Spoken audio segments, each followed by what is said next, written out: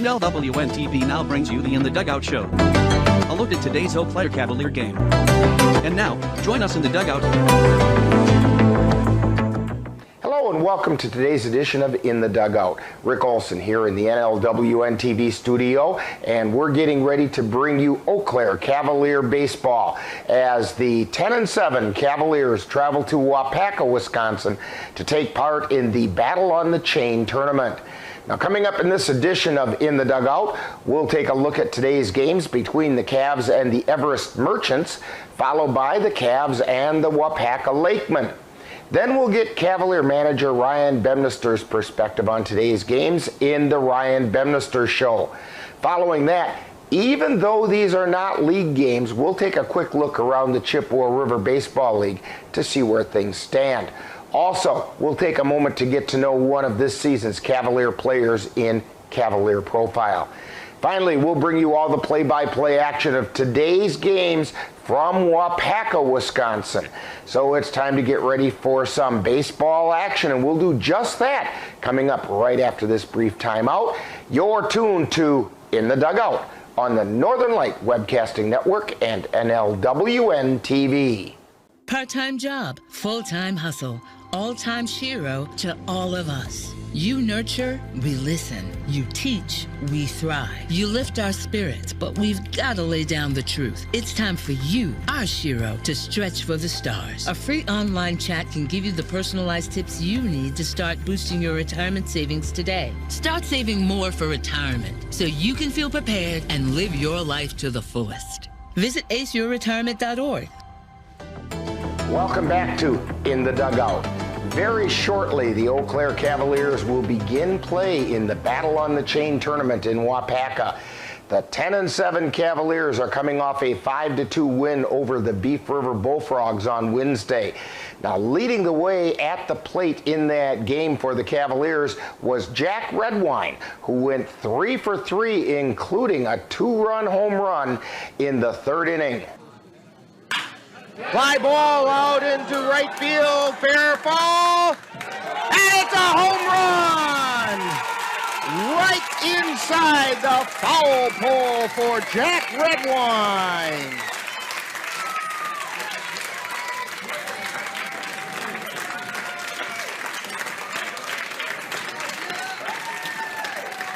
And the Cavaliers take a 2-0 lead. Also producing at the plate was Luke Erickson, who had a 2 RBI double to give the Cavaliers some much-needed insurance. Arski looking at both runners, now delivers. Fly ball out into right field. It's deep, it's deep. It's off the wall, 1 run's in. Here comes the second run to the plate. And in safely is Redwine. Campbell Kapanke also contributed an RBI double in the 7th. Here's the pitch. Fly ball. That one's deep out into left field. It's off the wall. And they have to chase it. Takes a ricochet off the wall. Erickson rounds and scores. And Campbell Kapanke comes through with a stand-up double. Defensively, Caden Erickson continued to build his highlight reel with a catch in the 6th inning while colliding with Gabe O'Brien. Here's the 0-1 pitch. Fly ball out into right field. Gabe O'Brien coming in, collision! And they hang on to the ball. No, they did not hang on to the ball. Now, we're going to see, home plate umpire is saying Erickson made the catch and dropped the ball after he rolled on the ground. And so he is out. Home plate umpire said he was out. And we're going to take a minute to check on the health of Caden Erickson out there, who seems to be up and moving around. He nods his head, yeah, I'm okay. And then he started a 4-6-3 double play with Ben Boda and Cooper Kapanke. And the pitch. Ground ball over to second. Throw to short for 1. Throw to first. In time for the double play. A 4-6-3 double play. On the mound, Lucas Costley turned in his usual solid performance, going 7 innings and giving up only 1 earned run while scattering 6 hits. Going the final 2 innings and picking up the save was Tyson Woodcock, who faced only 7 batters to get the final 6 outs. Today, the Cavaliers are scheduled to play 2 games in the Battle on the Chain tournament and possibly a 3rd game. First up, the Cavaliers will face the Everest Merchants. The Merchants play in the WBA Dairyland League, where they are currently tied for 2nd place with Rhinelander, just a half a game out of 1st place. They're coming off a 2-game loss to the Whittlesea Reds by scores of 12-3 and 5-4 back on June 16th and 18th. Last season, in the WBA regional playoffs, the Cavaliers defeated the Everest Merchants 4-3 to win the regional title, courtesy of a 3-run home run by Caden Erickson. Now, in today's 2nd game at 4:45 this afternoon, the Cavs will face the host Wapaka Lakemen. The Lakemen are currently 12-6 and play in the Dairyland League. Now, I know it's confusing, but the Dairyland League is a different league from the WBA Dairyland League that the Everest Merchants play in. The Lakemen have an overall record of 12 wins and 6 losses and are 7-2 in Dairyland League play. The Cavaliers come into this tournament trying to lock in the better play that they've been seeing over the past several games. Now, leading the way for the Cavaliers at the plate is Gabe O'Brien, who's hitting at a .425 pace and has driven in 16 RBI on 17 hits, including 5 doubles and 2 home runs. Right behind O'Brien with a .390 batting average is Cooper Kapanke, who has 16 hits, including 4 doubles. Campbell Kapanke and Caden Erickson are next at .344, and rounding out the Cavaliers hitting over .300 is Xavier Bemnister, who's hitting at .314. On the mound, the Cavaliers are being led by Lucas Costley. He's posted a 6-0 record with a 2.49 earned run average and has struck out 44 in his 43 1/3 innings pitched, including 3 complete games. Andrew Milner has a 3.49 ERA with a 1-2 record.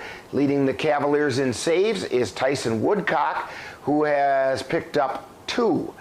Jalen Pascal, along with Jackson Vance, come out of the bullpen with ERAs of 4.50 and 5.68, respectively. As a staff, the Cavaliers have a combined earned run average of 4.20 with a whip of 1.68.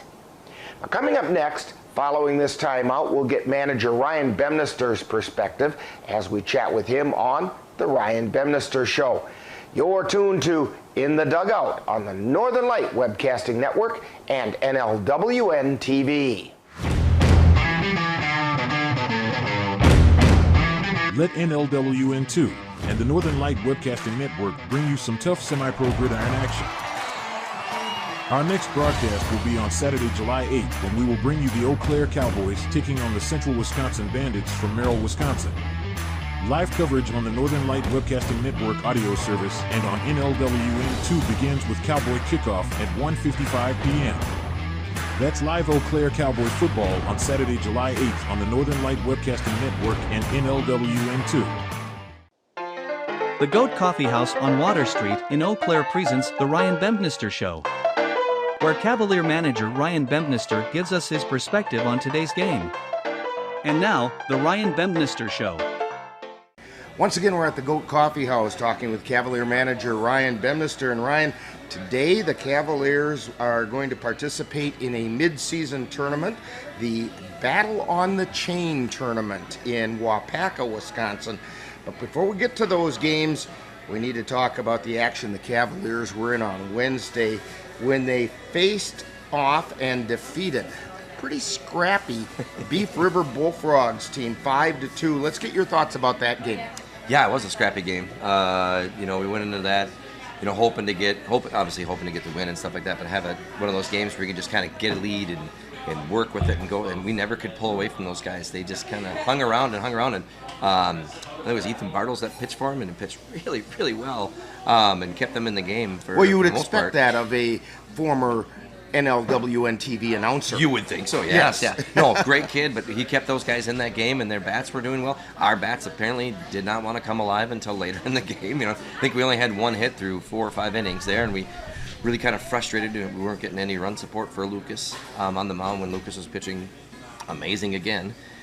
It's getting to that point where the guys are even getting frustrated that they're not getting support for their pitchers. But luckily, we were able to put together a few runs, a couple of innings, and a couple of hits strung together, and we were able to get a win out of this. We've been talking about the hitting woes at the bottom part of the lineup through much of the season, but on Wednesday, it was that bottom part of the lineup that came through for you, including the 2-run blast by Jack Redwine in the 3rd inning. Can you talk a little bit about the progress those hitters are making? Yeah, we saw it earlier in the week with Timon and Boda getting their bats going a little bit against the Rivermen and the Augusta.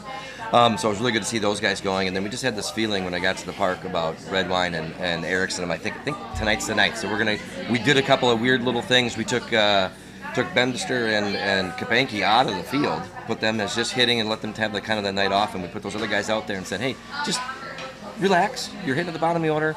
No pressure, no anything. Just go out there, try to get your stroke back, and we'll be okay. And both of them came up with big hits for us, so that was a nice thing to see. Yeah, the only doubt about Redwine's home run was it going to stay fair or was it going to hook foul? And fortunately, the wind was blowing in the right direction and it went inside the foul pole. Yeah, that was like a 5-iron that he hit. I mean, that was a low pitch, and he just swung right through it, and he got all of it. It was just like you said, making sure it stayed fair, which it did. Thankfully for us, because that was our only hit in the first 4 or 5 innings. So we were able to get that lead then and just kind of hang on. Now Tyson Woodcock came through on the mound. He faced only 7 hitters to get the final 6 outs of the game to pick up the save. Now he has struggled a little bit in the starting role. Could a closing role possibly be more suited for Tyson? Yeah, 100%. We kind of had that conversation a little bit, and he's okay wherever we put him. When we start him mid and whatever it is, he wants the ball, but he seems more comfortable knowing he's only got to go out there and throw maybe 20 or 30 pitches. So then he can just give everything as effort and throw those 1 inning or 2 innings, and he's good to go from there. I think that's the better role for him, either bridging the gap or finishing out a game. Now, you hinted at it a little bit earlier, but the first 7 innings, another really strong performance by Lucas Costley, raising his record to 6-0. That makes 17 innings pitched in 1 week. Now, do you have any concern about overuse of Costley's arm? No, we had a conversation with him, and we knew a pitch count for him going against Beef River. Once he reached that pitch count, wherever it was going to be in the game, that's when we were going to pull him. The nice thing is we just have the All-Star game and this Wapaka. He's not going to pitch in the Wapaka tournament. We're not going to need him to. He's probably just going to have some fun. We might put him out in the field. We might run him. We might courtesy run him or something. Yeah. We might even let him have an at-bat or two. So he knows he doesn't have to worry about pitching probably not even until next Thursday or later. So he's going to have lots of rest going forward, because we're going to have a bunch of guys that are going to be fresh for that next week's Thursday game, having 6-7 days off. Now today the Cavaliers are in Wapaka for the Battle on the Chain tournament, and they will face the Everest Merchants. And that's going to be in just a few minutes, and then later this afternoon they'll take on the Wapaka Lakemen. Now, what do you know about either of these teams other than it's going to be a lot of baseball? What are we expecting? I know nothing about them. But if you're playing teams at a tournament that are in the CRB or in the Wisconsin Baseball Association, they're all going to be good teams. So these are teams that we expect to see when we make the playoffs, things like that. So they're going to be good. They're going to go after it. I mean, everybody wants to win this tournament. It's a tournament. You want to win. You want to come out on top. So I don't know much about it. We are going to use it as kind of a tool to get bats going, a chance to get some arms that have been kind of resting a lot, to get some innings pitched.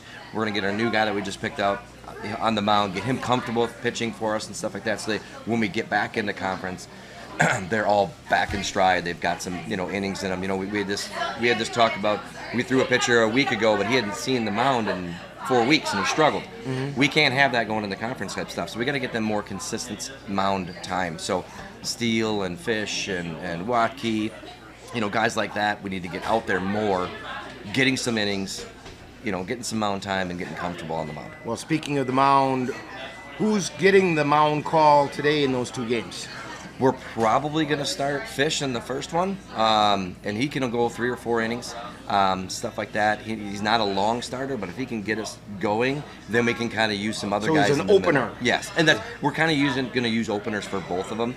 Watke's probably the one that we can stretch the longest if he's on, and Watke's usually on. He's pitched really well for us this year so far. So he'll probably go in the second game, where we maybe try to stretch him out a little bit, and if we end up getting 2 wins, we'll piece together the third game.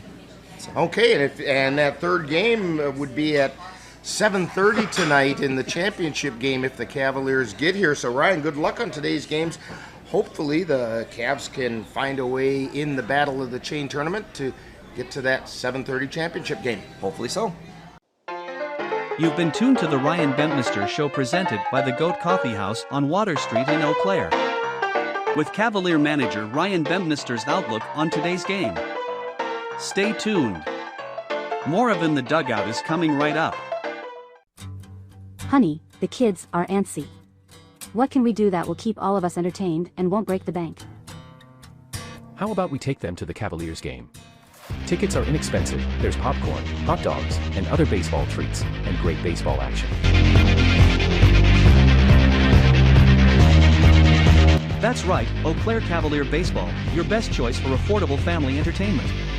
Check out the schedule at www.eauclaircavaliers.org. Welcome back to In the Dugout, as we're getting ready to bring you all the action of today's tournament games between the Eau Claire Cavaliers and the Everest Merchants, and then the Wapaka Lakemen.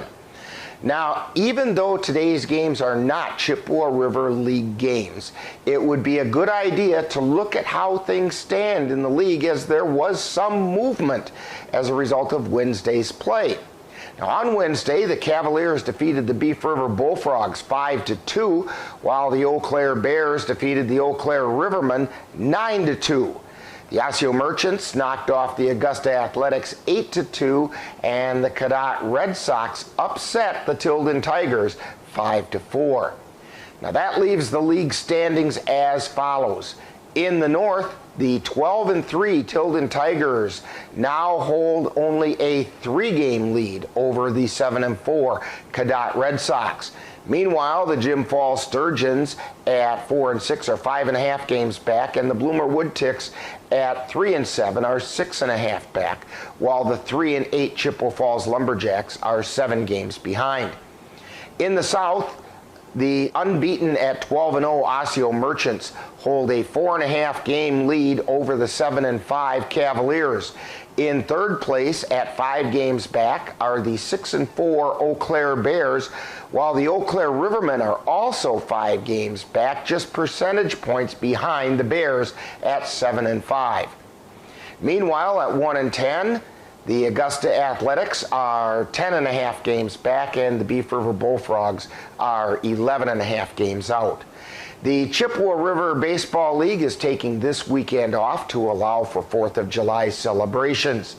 Now, coming up next, following this timeout, we'll get to know one of this season's Eau Claire Cavalier players on Cavalier Profile. You're tuned to In the Dugout on the Northern Light Webcasting Network and NLWN-TV. The Eau Claire Cavaliers would like to take veterans out to the ball game. That's right. As a thank you for your service, any veteran of the United States military can receive a lifetime pass for free admission to all Cavalier home games. Just come to Carson Park with your veteran identification, and the Cavaliers will issue you a free lifetime pass to all Cavalier home games.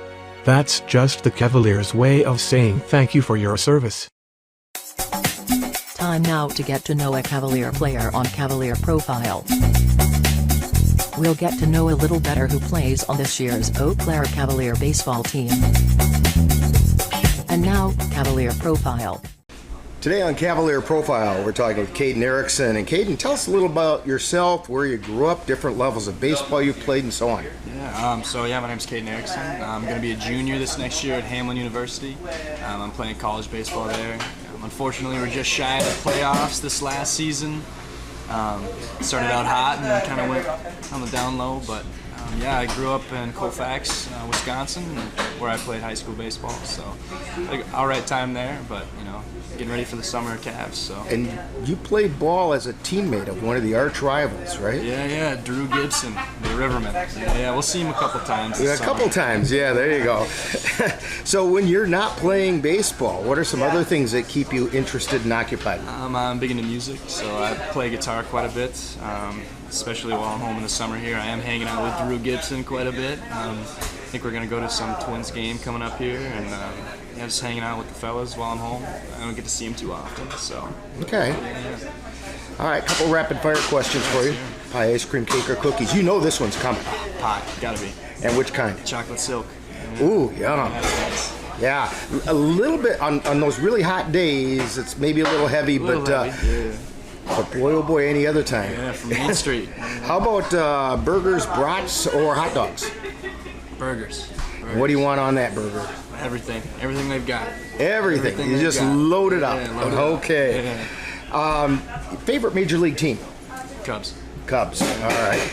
Now, is there a major league player at any time throughout history who has kind of motivated you and inspired the way you play? I think it's probably got to be Chris Bryant right now. He was on that 2016 World Series Cubs team, and I think growing up, watching him have success and then just being like a great teammate the whole time, as well as performing on the field, he's definitely somebody that I try and idolize my game after. So. Okay.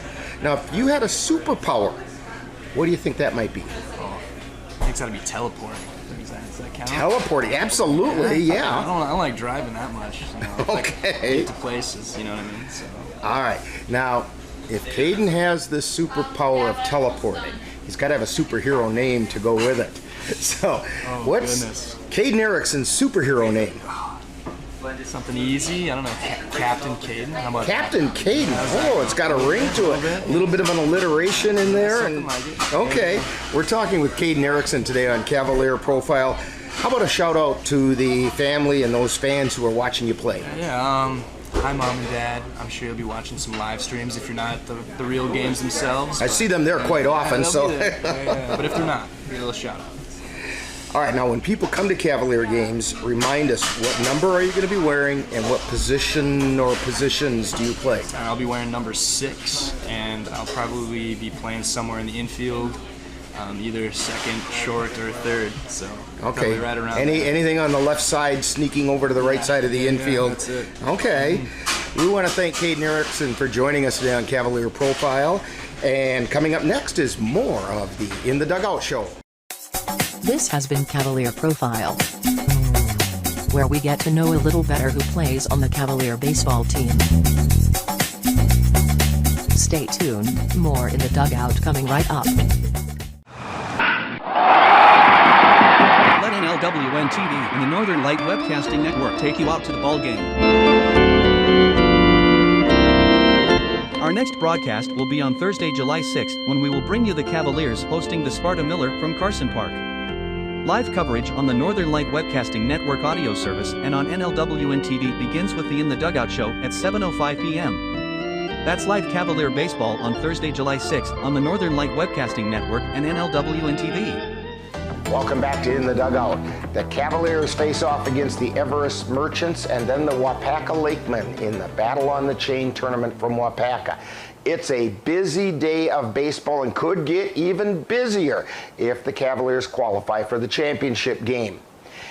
Keys to today's first game? Well, simply put, can the Cavaliers keep the bats working like they've shown signs of doing, but chain the hits together to produce runs? Now, I think that would be appropriate since it's the Battle on the Chain tournament. Also, can the Cavalier pitching staff continue the pitching efficiency that they've shown in the past several games? Now, today, the Cavs' first opponent, the 4-2 Everest Merchants, who want to keep sharp so they can stay in the pennant race in the WBA Dairyland League. That all means that you're about to see some exciting Cavalier baseball, and we'll have it for you right here on the Northern Light Webcasting Network and NLWN-TV. Now, in just a moment, I'll be joining the rest of our broadcast crew in Wapaka as we bring you all the action of today's first game between the Eau Claire Cavaliers and the Everest Merchants. That's coming up next. You've been tuned to In the Dugout on the Northern Light Webcasting Network and NLWN-TV.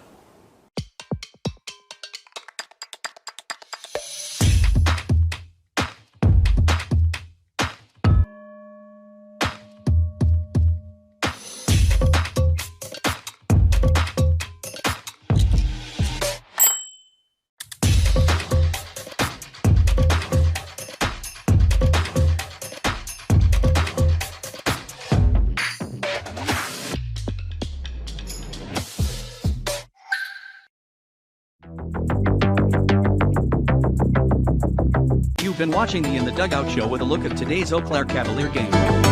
This has been a presentation of NLWN-TV. Stay tuned. Coming up next is live Eau Claire Cavalier baseball. It happens to everyone eventually. Your computer goes on the fritz. Fear not, Slayton's Technology Services can help. When your computer decides to not cooperate, it can be very frustrating. Let Slayton's Technology Services keep you from wanting to drive your computer right off a cliff. Slayton's Technology Services supports business of all sizes. They offer assistance with managed anti-malware, encrypted email, fast tech support, data backup, and recovery, and more. Call Slayton's Technology Services at 715-864-2833 and get the IT help you desire. Slayton's Technology Services is the official IT service for the Northern Light Webcasting Network. Eau Claire Cavalier Baseball is on the air. The Northern Light Webcasting Network and NLWN-TV proudly brings you today's Eau Claire Cavalier game.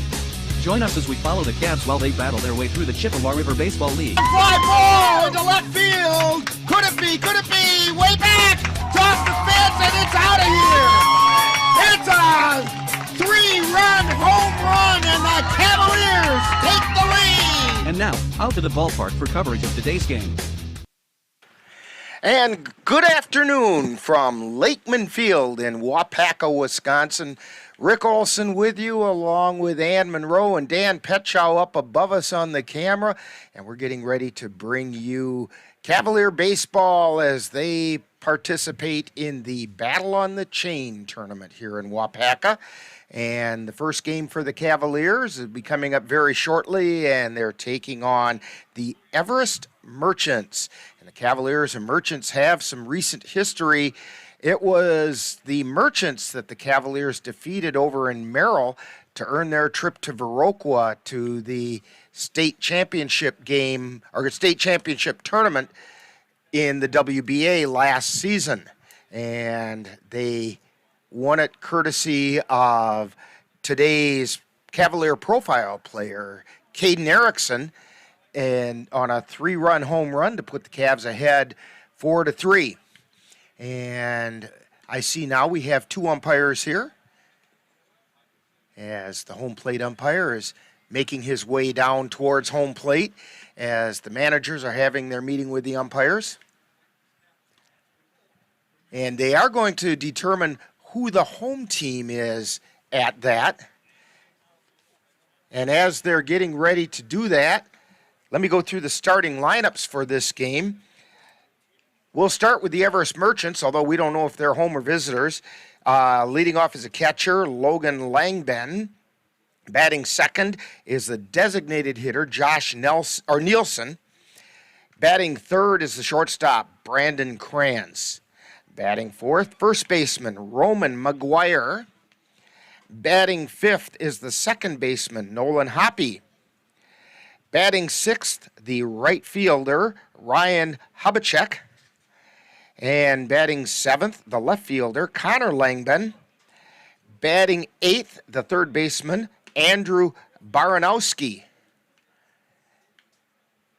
And I'm looking, I don't know if they've determined who the home team is or not here. And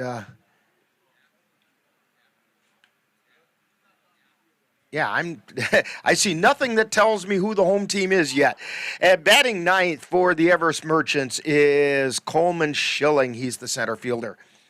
For the Cavaliers, leading off and playing second base in our Geno's player of the game, which is a little different today because there could be as many as 3 games, is Caden Erickson. And batting second, the designated hitter, Campbell Kapanke. Batting third, the right fielder, Gabe O'Brien. Batting fourth, the first baseman, Cooper Kapanke. Batting fifth, the third baseman, Xavier Bemnister. Batting sixth, the catcher, Cole Tyman. Batting seventh is left fielder, Jack Redwine. Batting eighth, the center fielder, Luke Erickson. And batting ninth at shortstop is Ben Boda. On the mound for the Cavaliers is Jackson Vance. By the way, on the mound for the Everest Merchants is Tom Fish. Looks like the Cavaliers are getting ready to go out and take their infield, which would indicate that they will be the home team. And I'll tell you what, we'll get all that figured out after this timeout as you're tuned to Cavalier Baseball on the Battle on the Chain tournament on the Northern Light Webcasting Network and NLWN-TV. Jason, let's go see your room.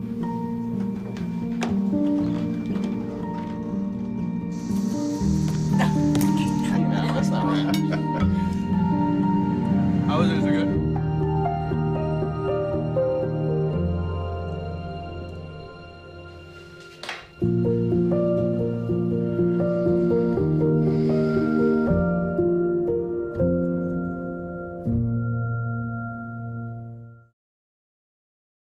Hey guys, it's me, Isabella Gomez, filling in for Smokey Bear because he's got more to say than just... Only you can prevent wildfires. Like, if you're outside enjoying a barbecue, don't let a hamburger distract you from fire safety. Make sure you aren't dumping your hot coals or ashes onto the ground because that could start a wildfire. So take wildfire prevention seriously and let's save the world one day at a time. Juntos con Smokey Bear, podemos hacerlo. Go to smokeybear.com. Hey, can you chop the pineapple? Chop the pineapple.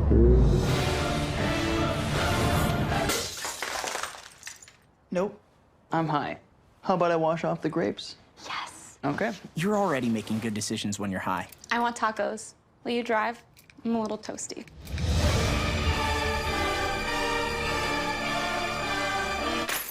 Nope. I'm high. Let's order in. Don't make an exception when it comes to driving. If you feel different, you drive different. Life doesn't always give you time to change the outcome. Prediabetes does. 1 in 3 adults has prediabetes, but with early diagnosis, prediabetes can be reversed. And you can change the outcome. Take the 1-minute prediabetes risk test today. Go to doihaveprediabetes.org. And we are back here in Wapaka getting ready to start game one as the Cavaliers are out in the field. Taking a look at the Cavaliers, well, on the mound is Jackson Vance with a 1-2 record, 5.68 earned run average in 12 2/3 innings, and the first pitch is inside for a ball one. He's given up 8 earned runs and 18 strikeouts. Leading off for the Everest Merchants is Logan Langben. He's the catcher. Vance at the belt, and he delivers. It's high, ball 2. 2 balls and no strikes.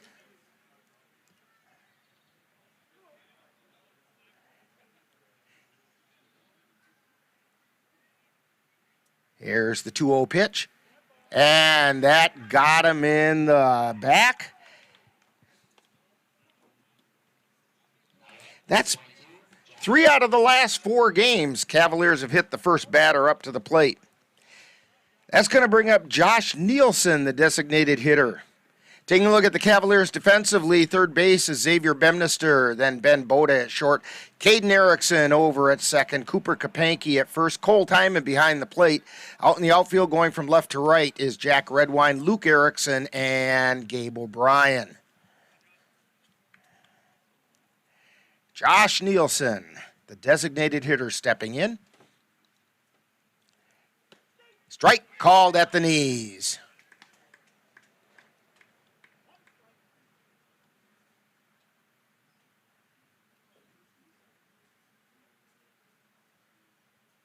Vance peeks over at first and delivers.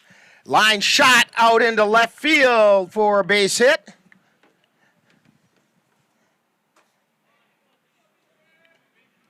Langben stops at second. And it's going to bring up Brandon Krantz with runners at first and second. Nobody out. We're in the top of the first.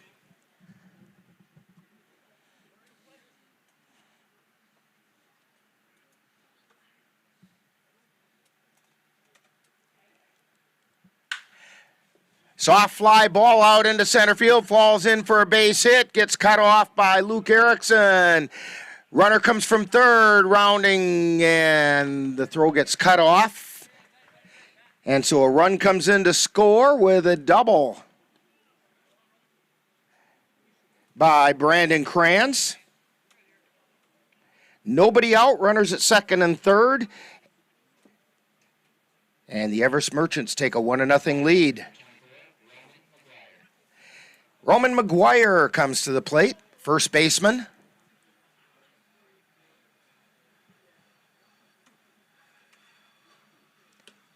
The pitch is outside for a ball.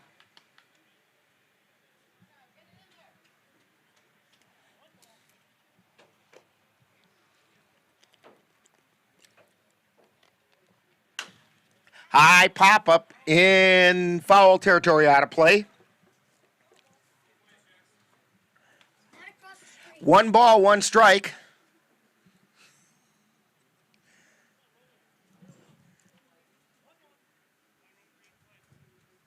Vance looks in, peeks over at third. And the 1-1 pitch. Swung on a miss, strike 2.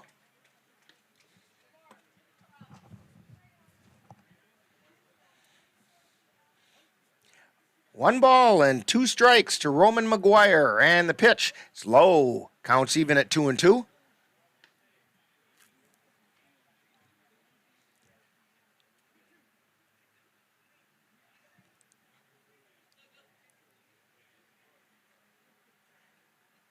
Here's the pitch.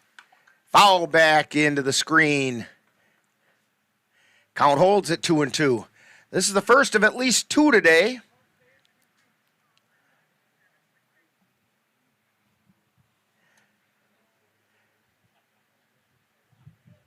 Vance delivers.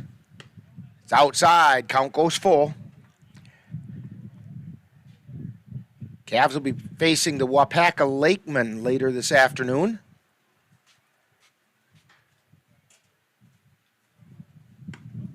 And it's ball 4. So the bases are loaded. Brings up Nolan Hoppy.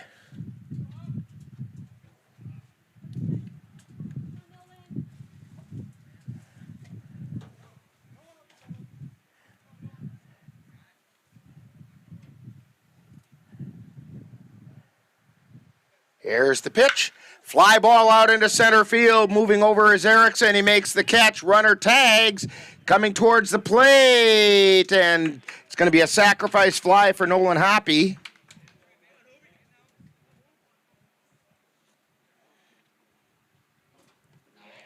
Making it 2-0 for the Everest Merchants.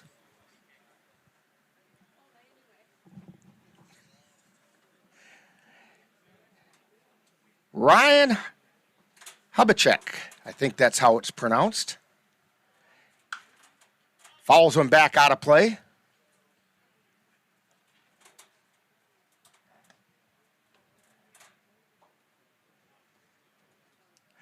Runners at first and second. 2 down. Oh, check that. There's only 1 out. Pitches in the dirt. Timon blocks it and keeps it in front of him. Nothing advances.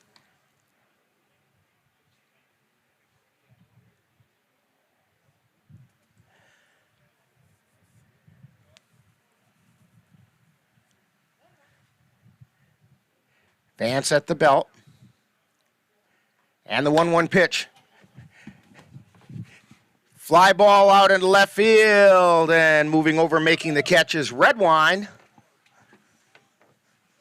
for out number 2. That's going to bring up left fielder Connor Langben.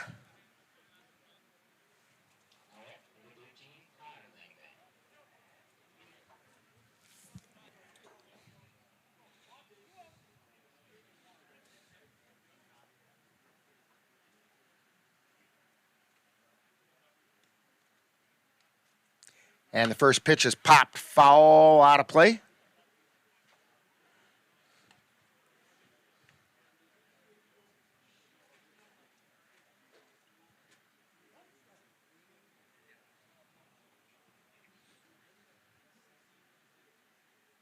Vance looks over at second and delivers. It's low for a ball.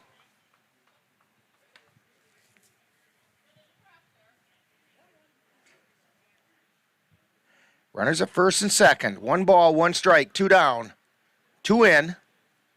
Here's the pitch. Line shot out into left field. That's going to be a base hit, rounding third and coming into, well, no, they got him!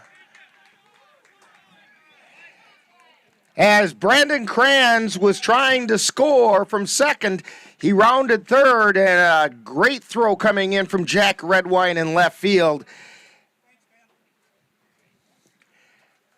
Scored as a putout on Kranz. So, 2 runs for the Merchants on, 2 hits. There were no errors and 2 left on base. We played a half inning, and it's the Everest Merchants 2 and the Cavaliers coming to bat on the Northern Light Webcasting Network and NLWN-TV. I love the pizza we get when we go to Gino's Pizza. That's because Gino's has been voted best pizza in the Chippewa Valley 5 years in a row. I think it's because Gino's uses the freshest ingredients, premium quality meats, cheeses, savory spices, and zesty toppings, and all served with attention to detail. Now you're making me hungry. Let's head to Gino's Pizza. Scott and the rest of the folks at Gino's Pizza would like to invite you to come out and try the area's best pizza. Call about Monday through Wednesday dine-in specials at 715-835-2000. That's Gino's Pizza at 5110 Fairview Drive, Eau Claire, right next to Chaos Water Park. And we're back here at Lakeman Field in Wapak. I want to mention to you about the Gino's Player of the Game today. It's a little different than we usually do. Usually it's by a player. Today it's by position in the batting order, because we could have conceivably as many as 3 games today. We'll have at least 2, so whoever's batting in that position, and a little earlier Ann rolled our 10-sided die and it came up with batting position number 1. So here in game 1 it's Caden Erickson. Now if any one of those hitters qualifies for the free appetizer, that'll be good enough. So Caden comes up batting .344. Here's the pitch. Line shot right into the glove of the third baseman, Baranowski.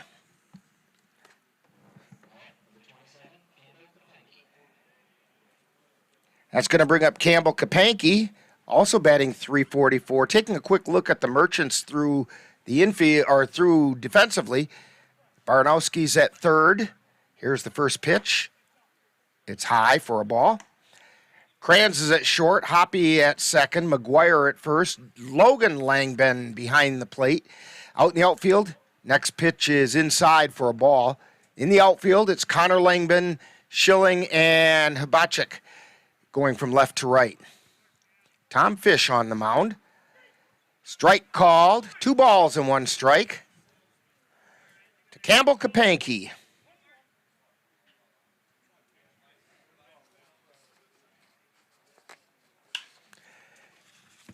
Ground ball over to third. Baranowski throws it over to first in time. And there's 2 down. Brings up Gabe O'Brien.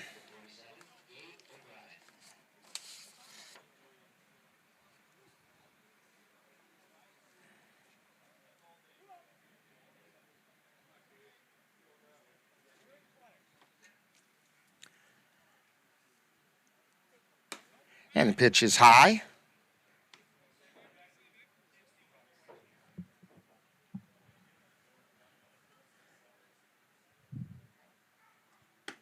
There's a strike called on the outside corner. 1 ball and 1 strike to Gabe O'Brien. Leading the Cavaliers, well, co-leading the Cavaliers in home runs. Strike called. That one caught the outside edge. O'Brien wasn't so sure about that.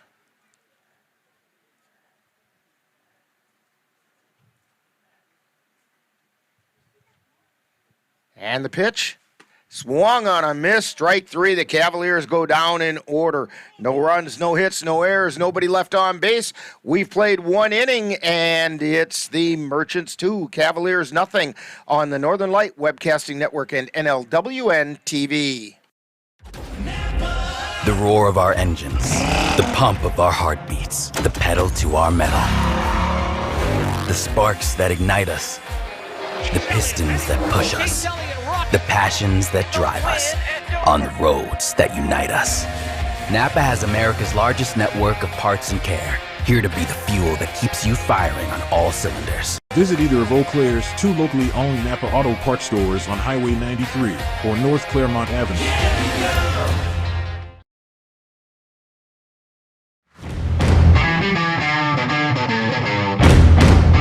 Let NLWN-2 and the Northern Light Webcasting Network bring you some tough semi-pro gridiron action. Our next broadcast will be on Saturday, July 8th, when we will bring you the Eau Claire Cowboys taking on the Central Wisconsin Bandits from Merrill, Wisconsin. Live coverage on the Northern Light Webcasting Network audio service and on NLWN-2 begins with Cowboy Kickoff at 1:55 p.m. That's live Eau Claire Cowboy football on Saturday, July 8th on the Northern Light Webcasting Network and NLWN-2.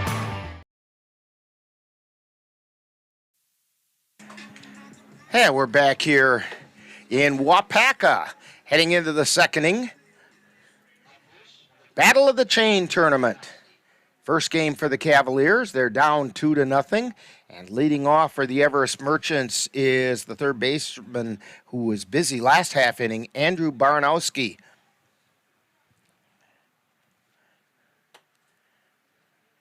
Here's the pitch by Vance. It's low.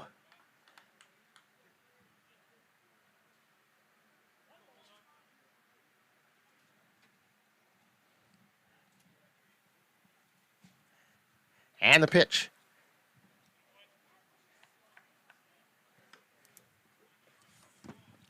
That was a ball, 2-0.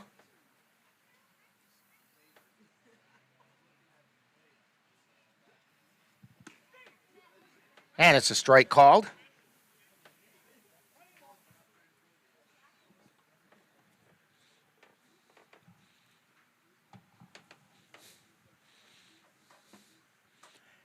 Two balls and 1 strike, swung on and foul tipped into Timon's glove, so it's now 2-2.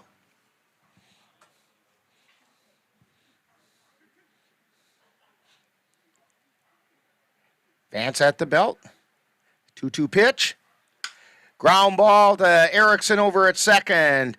Toss to first in time. That's going to bring up the number 9 hitter, center fielder Coleman Schilling.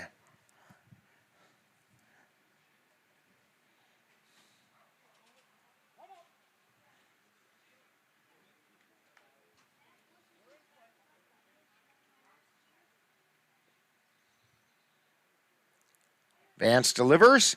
It's in the dirt, ball 1.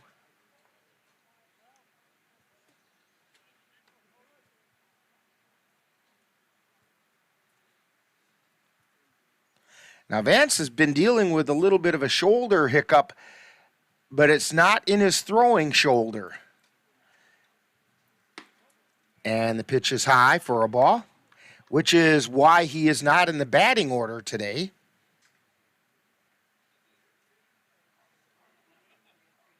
Two balls, no strikes. And the pitch, that's low, ball 3. To Coleman Schilling. Cardinal rule for pitchers is you do not want to walk the number 9 hitter.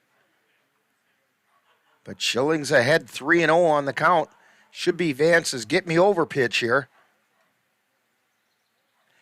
Here's the pitch. It's high for ball 4. He didn't get me over. That's the second walk given up by Vance today. Takes us back to the top of the order, Logan Langben, who was hit by a pitch. Eventually came around and scored. One down.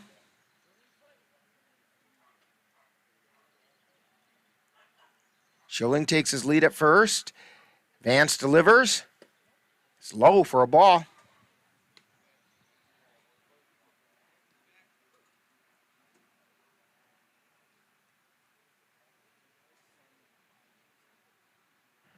Here's the pitch. Strike call. That one caught the outside corner.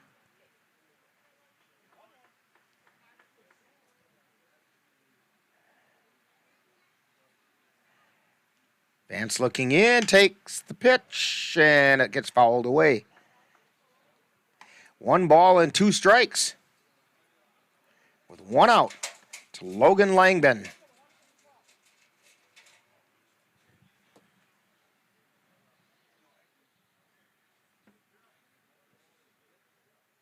Here's the 1-2 pitch. That one bounced about 2/3 of the way to the plate. Rounding second and looking like he might want to go to third is Schilling, but he stayed at second.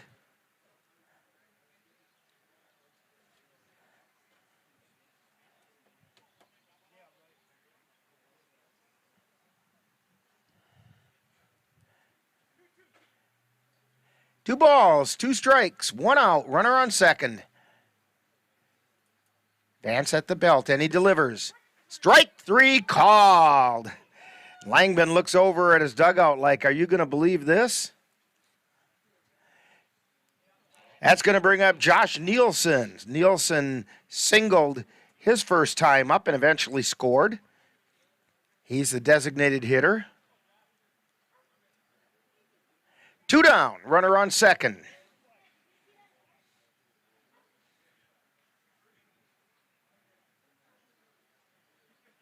Vance delivers. Ground ball foul down the third baseline.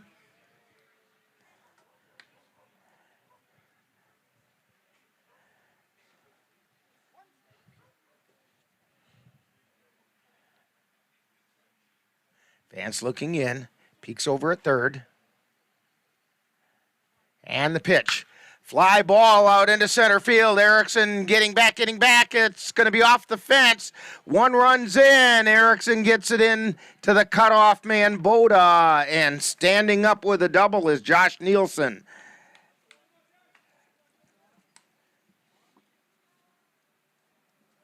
That makes it 3-0. The Merchants on top. Runner at second, 2 down. Brings up Brandon Kranz. He doubled his last time up with an RBI. First pitch is a ball.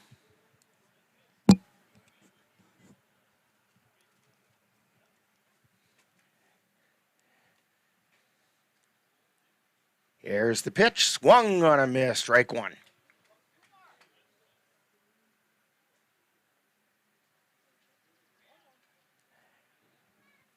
One ball, 1 strike, 2 down. And the pitch. Check swing ball.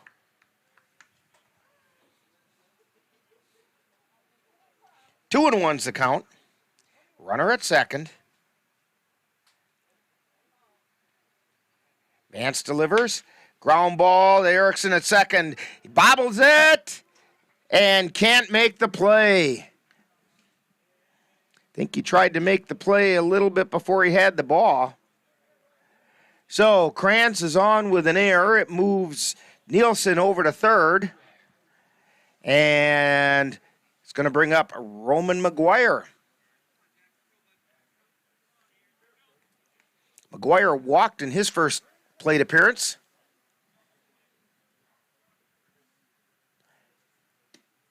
Strike called at the knees. No balls and 1 strike.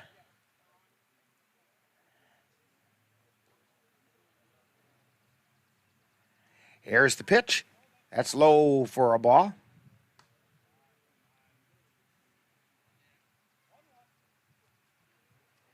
One ball, 1 strike. 2 down. Runners on the corners. for the Everest Merchants. Check swing, strike.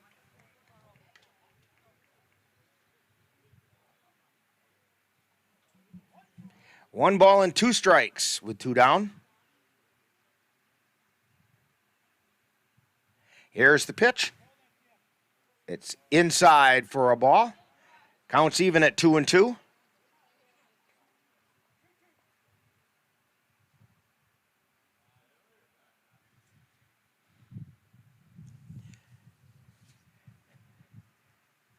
Here's the pitch. Swing and a miss, strike three. So for the Merchants, they pick up one run on one hit. There was one Cavalier error, and two were left on base. So we've completed an inning and a half, and it's the Everest Merchants 3. Cavaliers nothing on the Northern Light Webcasting Network and NLWN-TV. When you have that craving for a home-cooked meal the way Mom used to make it, rest assured, you can still get that meal by going to Mom's Restaurant and Pub in Colfax. Mom's is open daily, serving breakfast and lunch, and don't forget dinner on Friday nights with Mom's famous fish fry. The coffee is always hot, the breakfast is always delicious, and lunch will put a smile on your face and in your stomach. 225 Bremer Avenue, Colfax. Call 715-962-4617. That's Mom's Restaurant and Pub.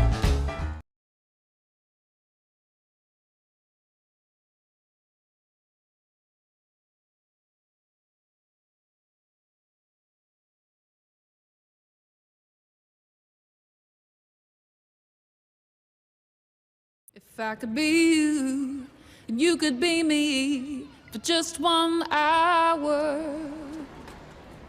If we could find a way to get inside each other's minds. Walk a mile in my shoes.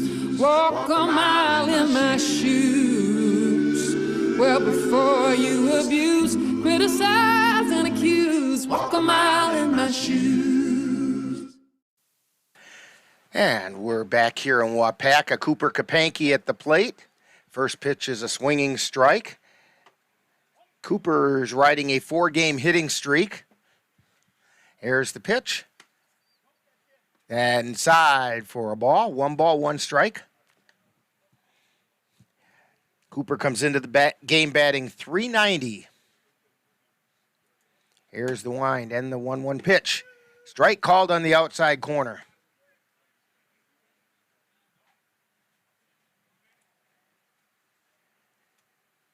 One ball, 2 strikes. Here's the pitch. Fly ball out into left field. Way back. It's off the fence. Kapanke's going to check into second. Make that a 5-game hitting streak for Cooper Kapanke. That's going to bring up Xavier Bemnister. Xavier batting .314.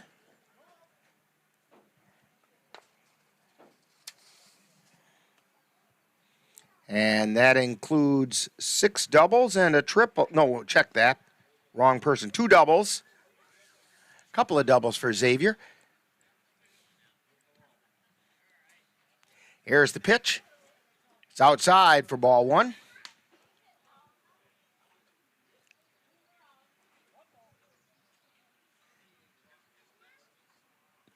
Kapanke with his lead at second. Here's the pitch. Strike called to Xavier Bemnister.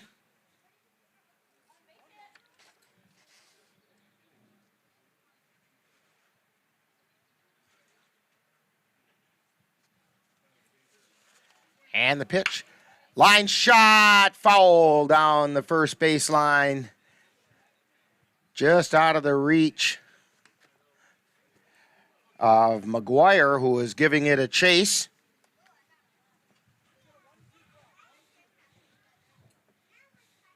One ball and 2 strikes.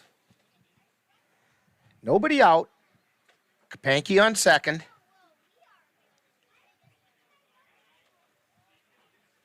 Here's the pitch. It's outside. Counts even at 2-2.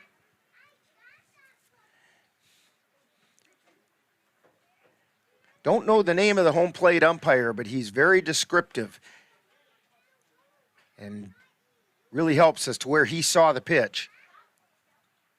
Ground ball, foul down the third baseline. Count holds at 2-2. Not all the umpires are quite like that. We have a little different angle today. We're off to the third base side of home plate. So, pretty good view of high and low, but not inside outside.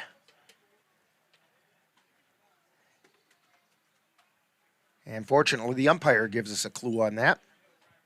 Fish delivers. That one gets past him and past Langben to the screen, and Kapanke goes over to third. Count goes full to Xavier Bemnister. Nobody out. Full count. Cole Timon on deck.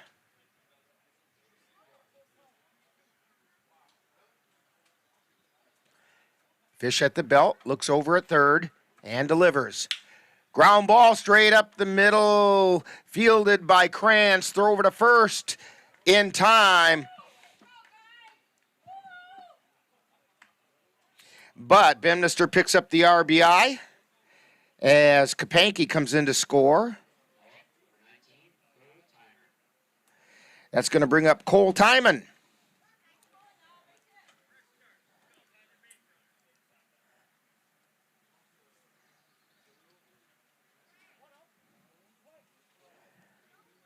Here's the pitch. It's high for a ball.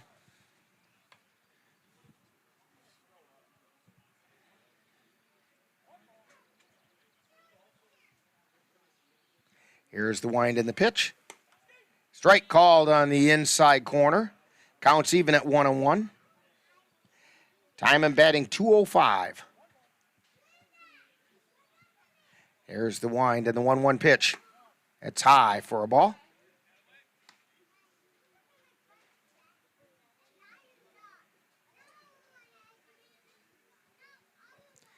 And the 2-1 pitch.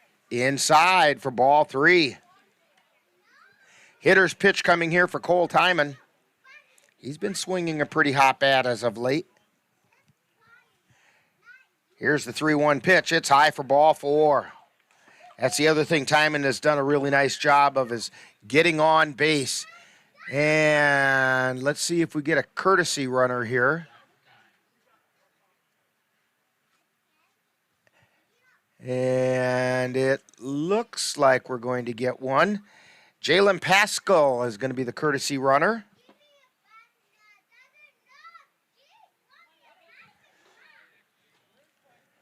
Throw over to first. Pascal back in safely. Pascal was kind of nonchalantly stepped on first and just kept walking out to his lead, and Fish tried to throw it in. Another throw over to first, and Fish has got a pretty good move over to first. Those are actually pretty close.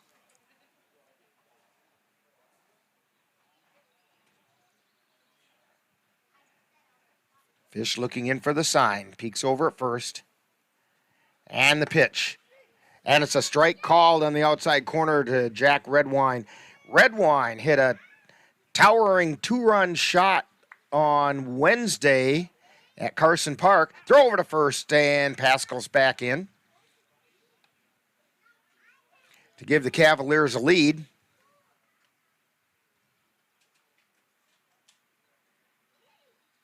Fish at the belt. The 0-1 pitch. Runner goes. Pascal heading toward second, and he's out at second. He was caught stealing.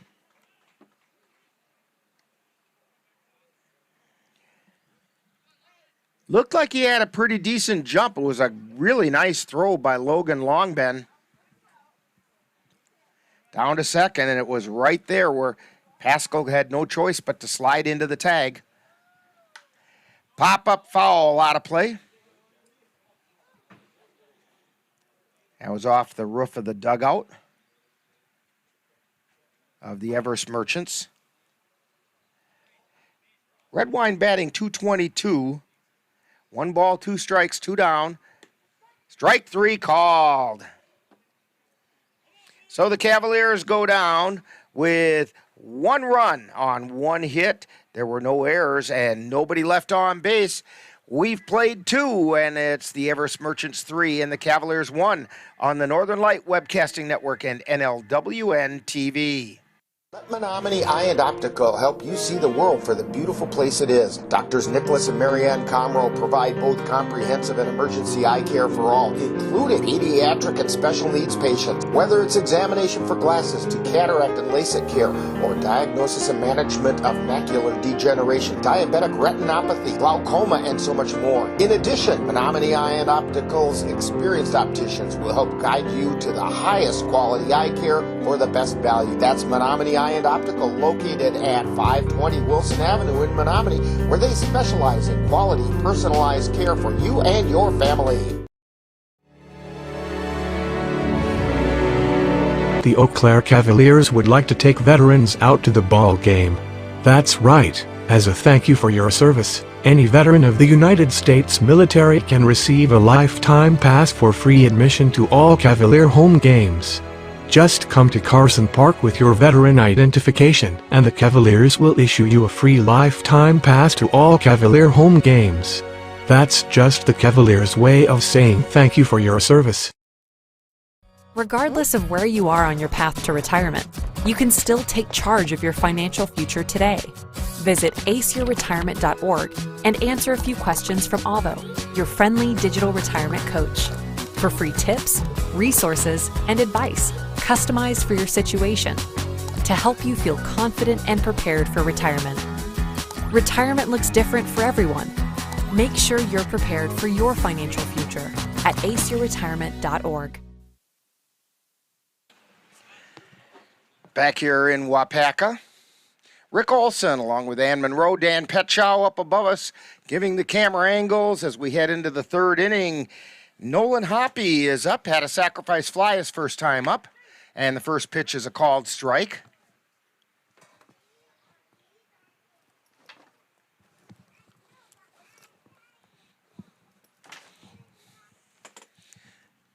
Jackson Vance on the mound, and the pitch is a called strike.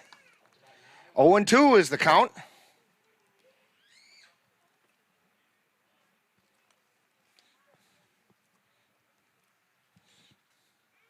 Here's the wind and the pitch. That's high for a ball.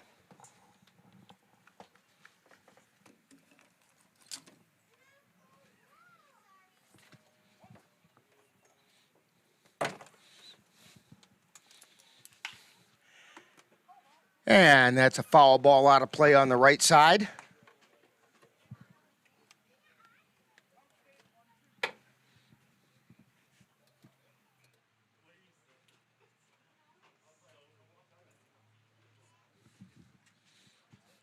Here's the 1-2 pitch. It's in the dirt. Ball 2.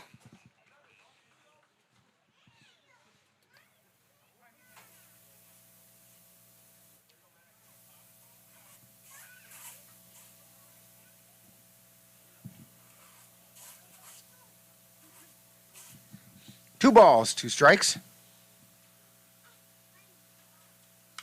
And it's fouled back.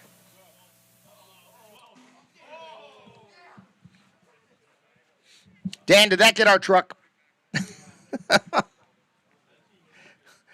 Dan's got a good view of that.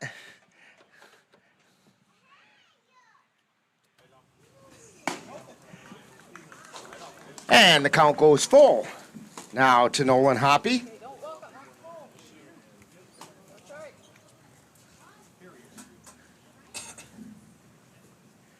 Jackson Vance fires. That one's low for ball 4. So Hoppy draws a walk. That's going to bring up Ryan Hubachik, the right fielder. And he flew out to left his last time up.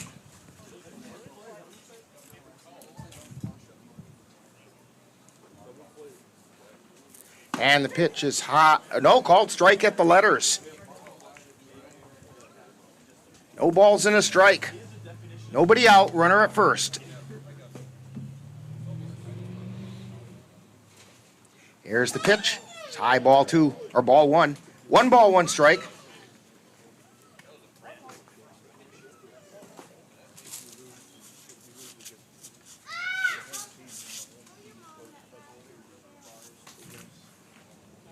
And the pitch is inside for a ball.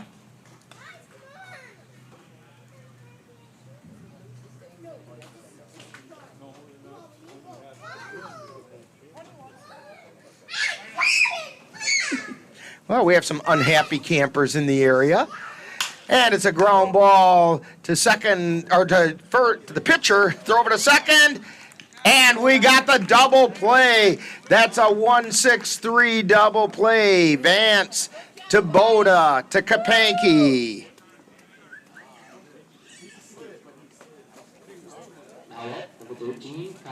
Jackson Vance. Most pitchers would have grounded or fielded that grounder and just gone to first with it. He had the wherewithal to turn and make the throw over to second. So 2 down, and it brings up Connor Langman, who grounded into a fielder's choice last time up. He didn't ground, he flew into a fielder's choice. Hit it out into left field. Here's the pitch. Ground ball to Boda at short. Picks it up, throw over to first in time. So it's basically a 1-2-3 inning that time. No runs, no hits, no errors, nobody left on base. We've completed 2.5. And it's the Everest Merchants 3 and the Cavaliers 1 on the Northern Light Webcasting Network and NLWN-TV.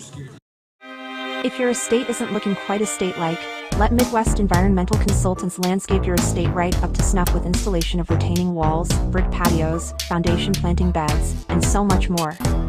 Then they'll keep it that way with their expert lawn care service. Call Midwest Environmental Consultants at 608-468-2067. Let Midwest Environmental Consultants help make your estate the showplace of the neighborhood. My name is Teresa Barber. I was in the United States Navy and I served overseas in the Middle East and Africa. Early on in my career, I had a commander that taught our suicide prevention training on a Friday afternoon, and the very next day he took his own life. 90% of suicide attempts involving a gun are fatal. You don't know how much somebody can hide what's going on inside their head. Store your guns securely. Help stop suicide.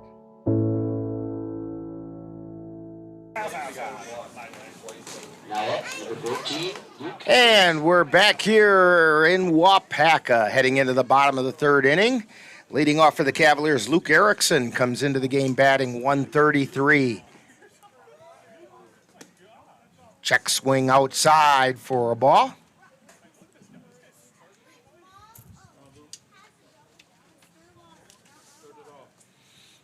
Erickson went 1 for 3 on Wednesday. That's a called strike. That one was a double. Here's the pitch. Check swing outside for a ball. 2 balls and 1 strike to Luke Erickson.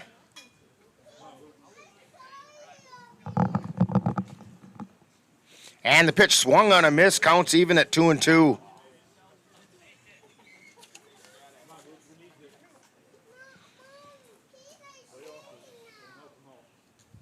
Here's the wind and the pitch. Line shot right into the glove of first baseman McGuire.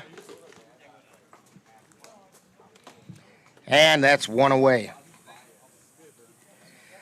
You know, another action in the Battle on the Chain tournament. Last night it was the Kewaskum A's over the Hortonville Stars 3-2. And the Wapaka Lakemen beat these Everest Merchants 4-0. Here's the wind and the pitch.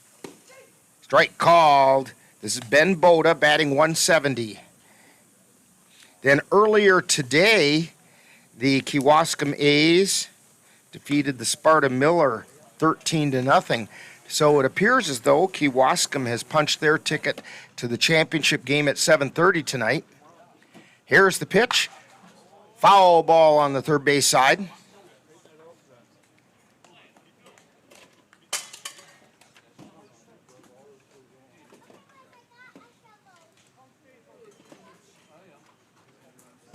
1 ball, 2 strikes to Ben Boda.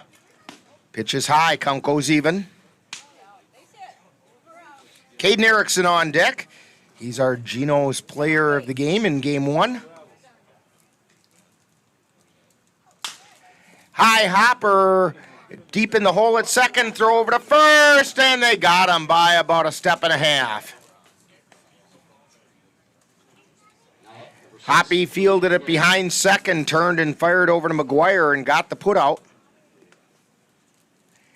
Takes us back to the top of the order, Caden Erickson. He lined to the third baseman, Baranowski.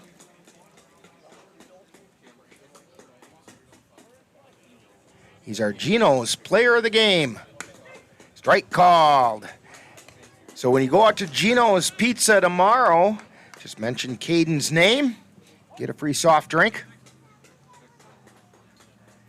Here's the pitch. It's in the dirt and gets away from the catcher. Ball 1.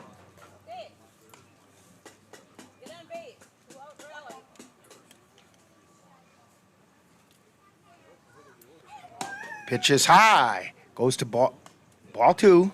2 balls and a strike. 2 down. Here's the pitch. Fly ball out into center field. Drifting back is Schilling. He's under it and he makes the catch.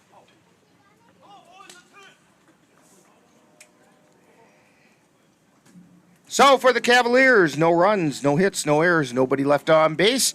We've completed 3. It's the Everest Merchants 3 and the Cavaliers 1. You're tuned to Cavalier Baseball on the Northern Light Webcasting Network and NLWN-TV. Royal Credit Union's low rates and flexible terms on auto loans can help keep your payments low. Get a great rate on your next car or truck purchase, or refinance an existing vehicle with an auto loan from Royal Credit Union. Royal also offers loans for buying or refinancing boats, UTVs, and other vehicles. Royal Credit Union wants to help keep your payments low. Check rates and apply for a Royal Credit Union vehicle loan online at rcu.org/autorate. Subject to credit approval.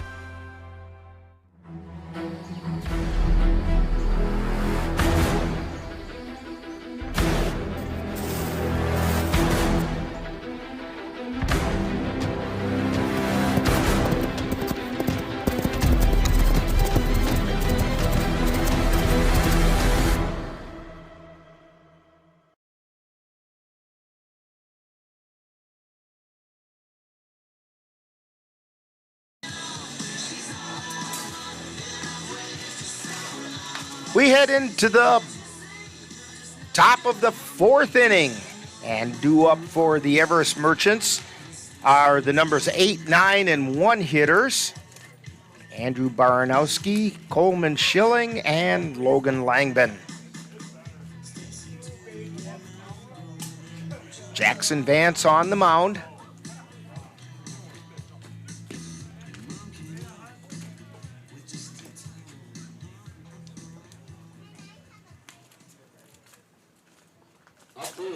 So, Baranowski steps up to the plate. Grounded to Caden Erickson over at second his first time up.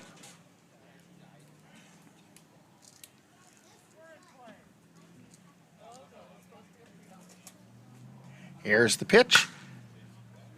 Fly ball, shallow center field, Erickson back. Boda comes over and makes the catch for out number 1. That's going to bring up Coleman Schilling. He drew a walk and scored a run in the 2nd inning.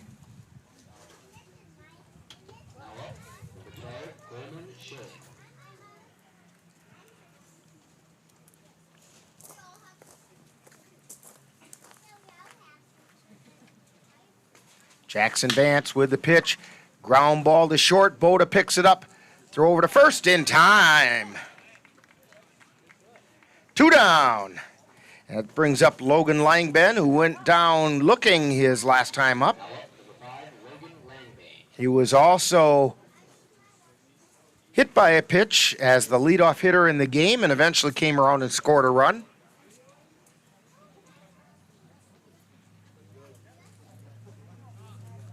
This game's scheduled for 7. Here's the pitch. That one's a little bit low for a ball.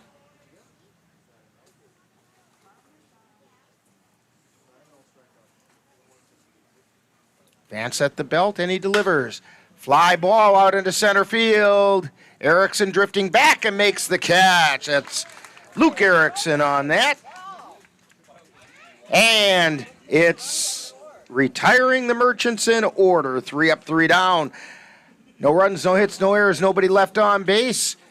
3-1 Merchants as we head to the bottom of the fourth on the Northern Light Webcasting Network and NLWN-TV. Let NLWN-TV and the Northern Light Webcasting Network take you out to the ball game. Our next broadcast will be on Thursday, July 6th, when we will bring you the Cavaliers hosting the Sparta Miller from Carson Park. Live coverage on the Northern Light Webcasting Network audio service and on NLWN-TV begins with the In the Dugout show at 7:05 p.m.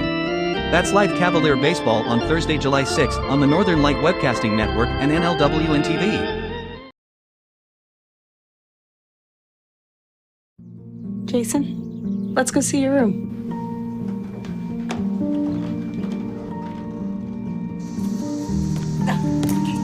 That's not right. How is it? Is it good?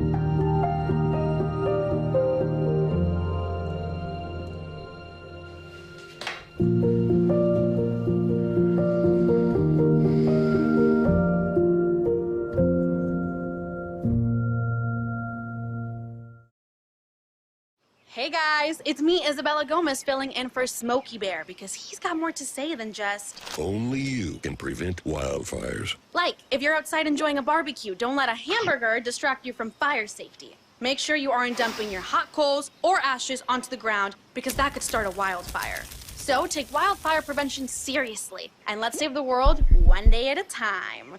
Juntos con Smokey Bear, podemos hacerlo. Go to smokeybear.com to learn more about wildfire prevention. We go to the bottom of the fourth inning, due up for the Cavaliers. The numbers 2, 3, and 4 hitters, Campbell Kapanke, Gabe O'Brien, and Cooper Kapanke.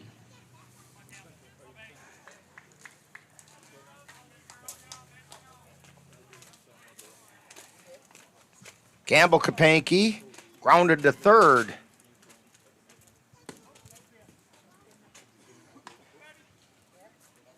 The first pitch is inside for a ball.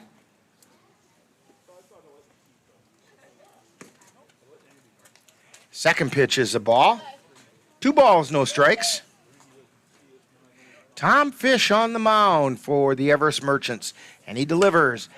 Chopper to third, throw over to first, and they got him. It kind of pulled McGuire off the bag, but he tapped the foot back there just before Kapanke got there. So it goes down as a 5-3 put out. Gabe O'Brien steps to the plate. Struck out his first time up.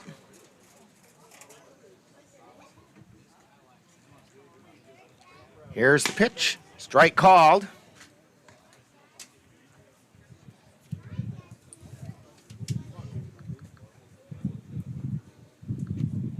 And the pitch. Grounder fouled on the first baseline.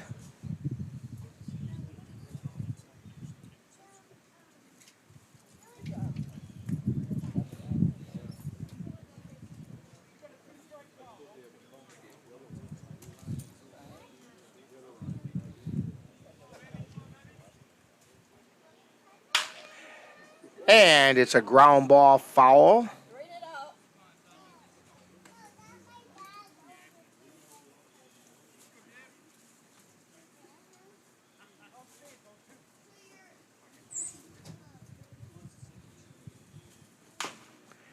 And a chopper back to Fish. Throw over to first, and Gabe O'Brien goes down. Brings up Cooper Kapanke, doubled and scored the Cavaliers' only run so far.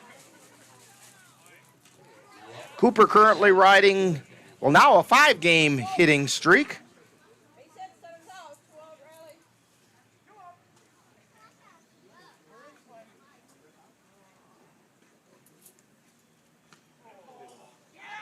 And he gets hit by the pitch.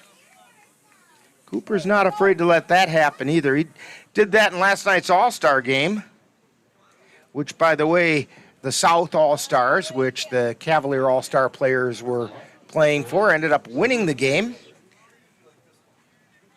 And I had the score written down here somewhere, but I don't know what I did with it. 6-4 was the final score. Xavier Bemnister at the plate, and the first pitch is at the letters for strike one.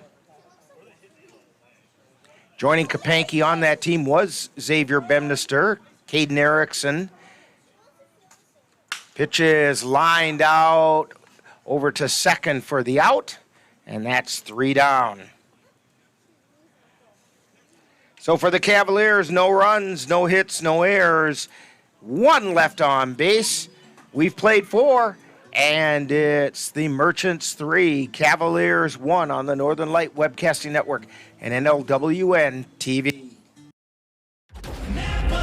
The roar of our engines, the pump of our heartbeats, the pedal to our metal. The sparks that ignite us, the pistons that push us, the passions that drive us, on the roads that unite us. Napa has America's largest network of parts and care, here to be the fuel that keeps you firing on all cylinders. Visit either of Eau Claire's 2 locally owned Napa Auto Parts stores on Highway 93 or North Claremont Avenue.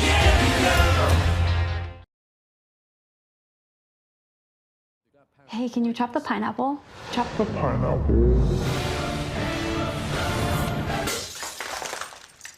Nope. I'm high. How about I wash off the grapes? Yes. Okay. You're already making good decisions when you're high. I want tacos. Will you drive? I'm a little toasty.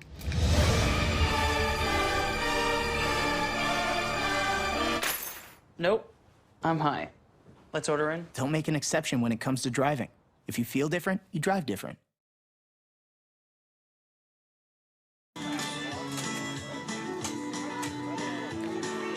We're getting ready to head to the top of the 5th inning in a game scheduled for 7 in the Battle on the Chain tournament. Cavaliers trailing the Everest Merchants 3-1.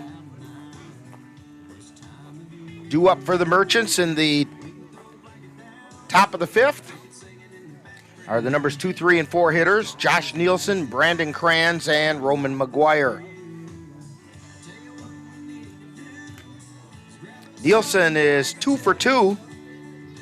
He singled, doubled, scored a run, has an RBI.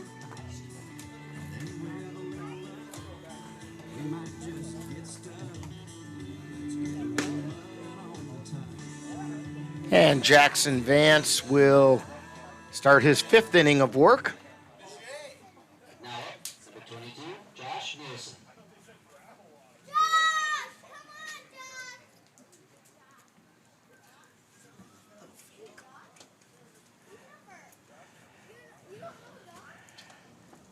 Jack's looking in, and he delivers. Ground ball over to Boda at short. Took a high hop, throw over to first in time. Boda stayed with it. And Nielsen goes down. That brings up Brandon Kranz. He's 1 for 2, doubled, and got on an error. He did get an RBI on that double.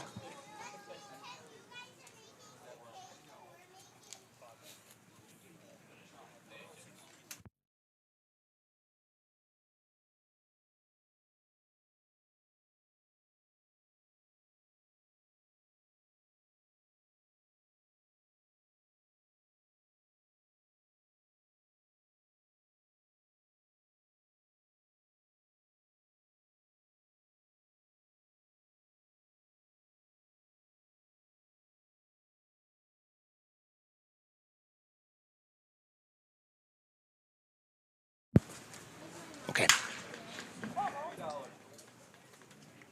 And we had a little circuit breaker that got warm and toasty.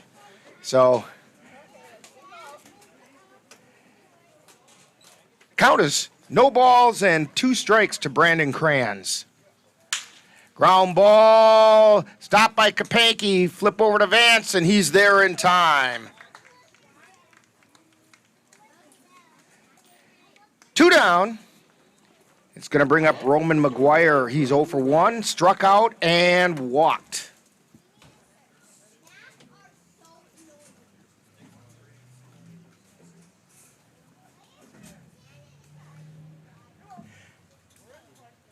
So when you're given all this hot play-by-play action, I guess the circuit breaker can't handle it. High pop foul. Moving over. Oh, they say it's a fair ball. It's in that area I can't see very well from where I'm at.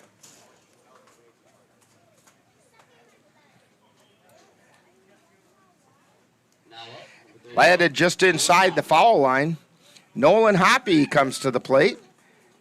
McGuire on first. Hoppy does not have an official at bat. He had a sacrifice fly his first time up, and then walked. Pitch is high. 2 down, runner on first.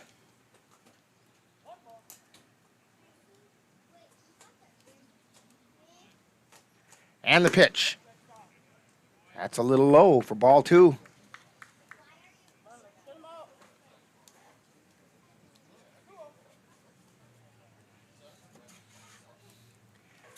Two balls, no strikes, 2 down. Vance's pitch. Line shot out into left field. That's going to fall in. They get the throw into third. Over to second, and he's safe at second. And they're calling time. Hoppy a little slow to get up.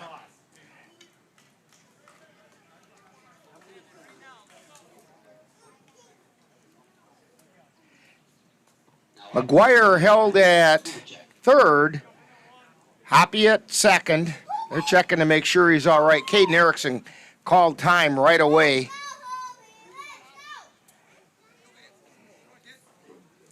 But everybody appears to be okay. Ryan Hubachik grounded into a double play his last time up. Hits a grounder over down the third baseline foul.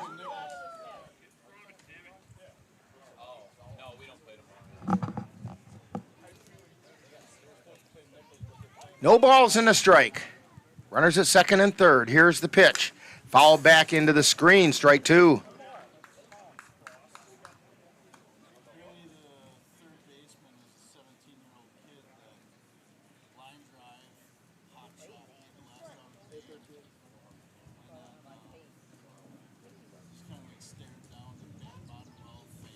And the pitch.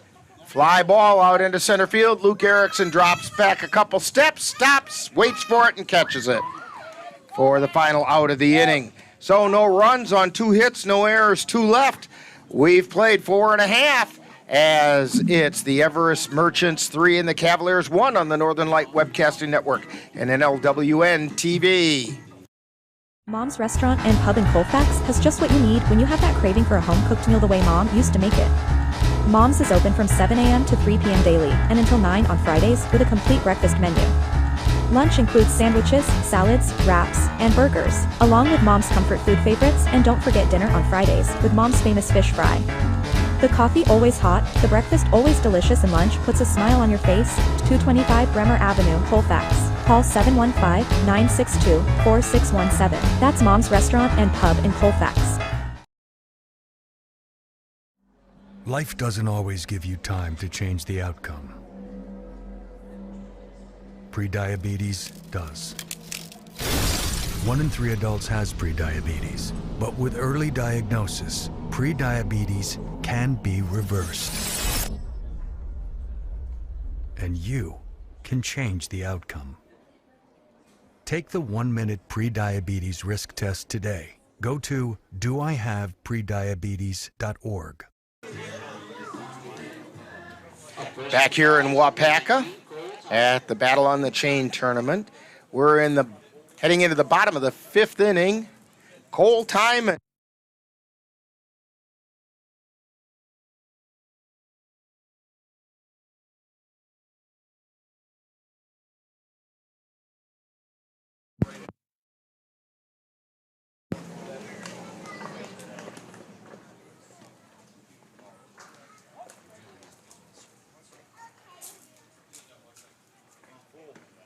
And Timon pops it up.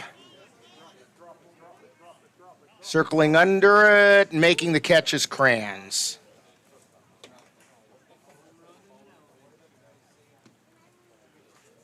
for 1 out.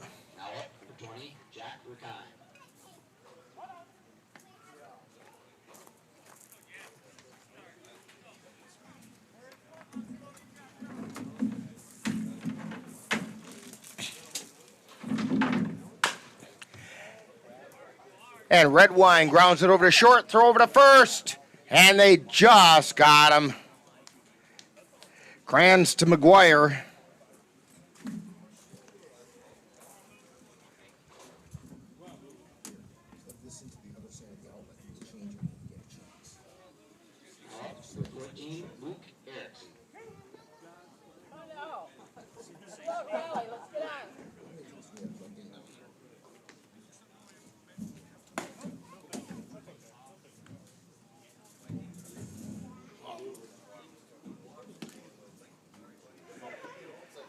So at the plate right now we have Luke Erickson.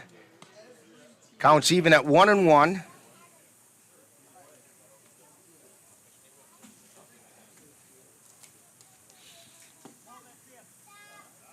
And the pitch is inside for a ball.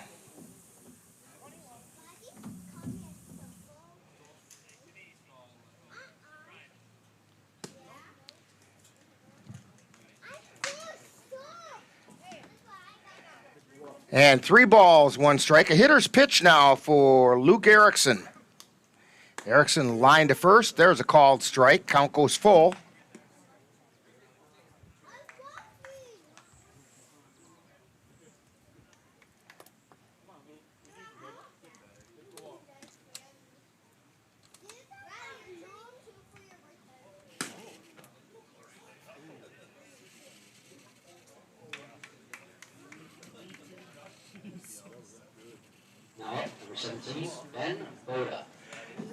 And he draws ball 4.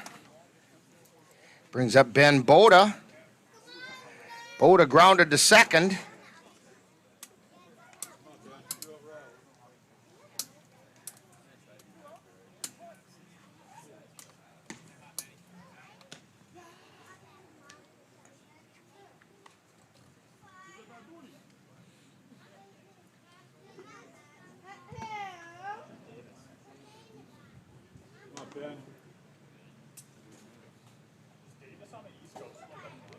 Here's the wind in the pitch. Strike called.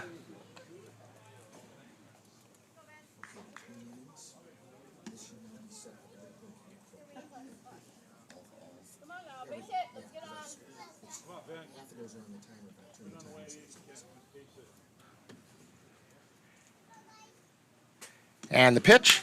Ground ball over to short, picked up by Crans, bobbled it a little, flips to second, and they got the out. So Boda grounds into a fielder's choice.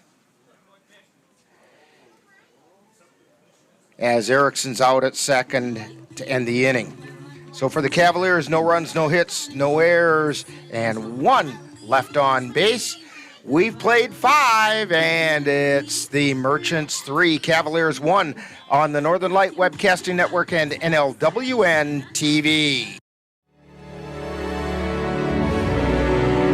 The Eau Claire Cavaliers would like to take veterans out to the ball game. That's right. As a thank you for your service, any veteran of the United States military can receive a lifetime pass for free admission to all Cavalier home games. Just come to Carson Park with your veteran identification, and the Cavaliers will issue you a free lifetime pass to all Cavalier home games. That's just the Cavaliers' way of saying thank you for your service.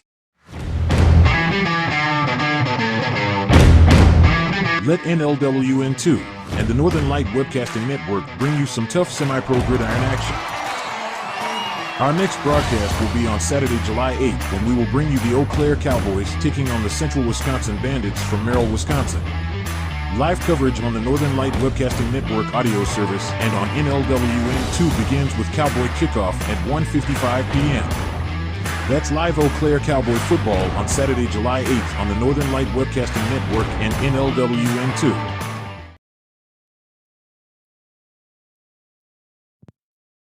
If I could be you, and you could be me for just 1 hour. If we could find a way to get inside each other's.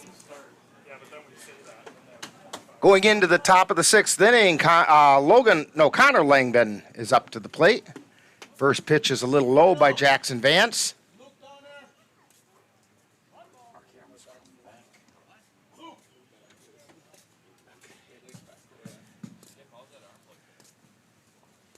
And the second pitch is a called strike. 1 ball, 1 strike to Connor Langdon. Langdon grounded into a fielder's choice, well, flew into that fielder's choice as they gunned one down from left field. And that pitch is a little bit low. 2 balls and a strike. He also grounded over to short.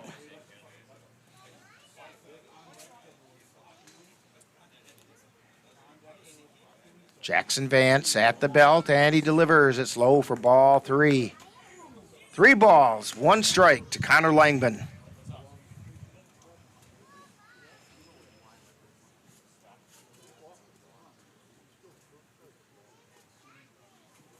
Vance winds and fires. That's high for ball 4.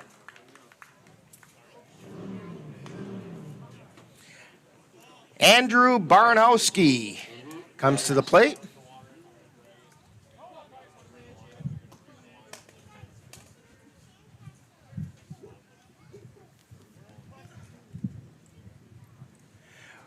We are in the top of the 6th inning. Pitch is outside, ball 1.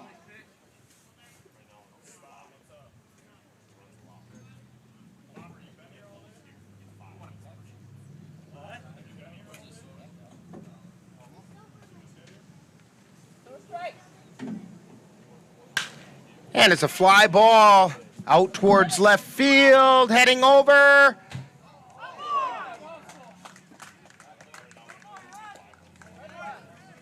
And I believe they called it foul.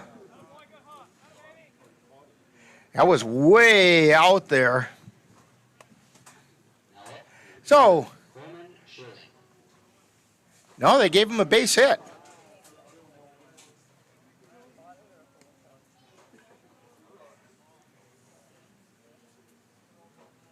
No? Made the catch. Okay. It's in that area that I can't see out there. So, evidently Jack Redwine made the catch out there. So, 1 down, runner at first. And 1 ball, no strikes. Coleman Schilling at the plate. Schilling walked and grounded to short. 2 balls, no strikes.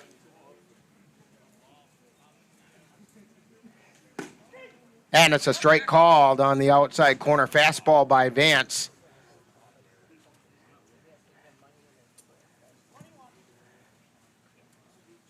Two balls, 1 strike, 1 down. Langben takes his lead, and it's a called strike. Counts even at 2-2.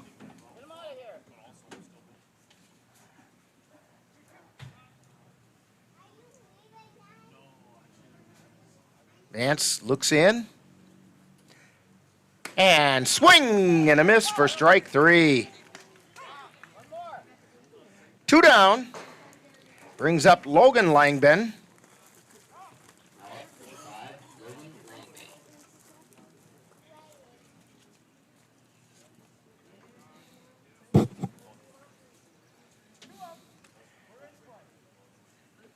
Two down.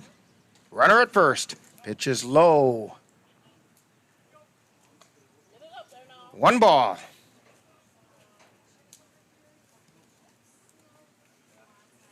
First of 2 today for the Cavaliers. Here's the pitch. It's high for a ball. They'll be taking on the Wapaka Lakemen a little later this afternoon. 2 balls, no strikes to Langben.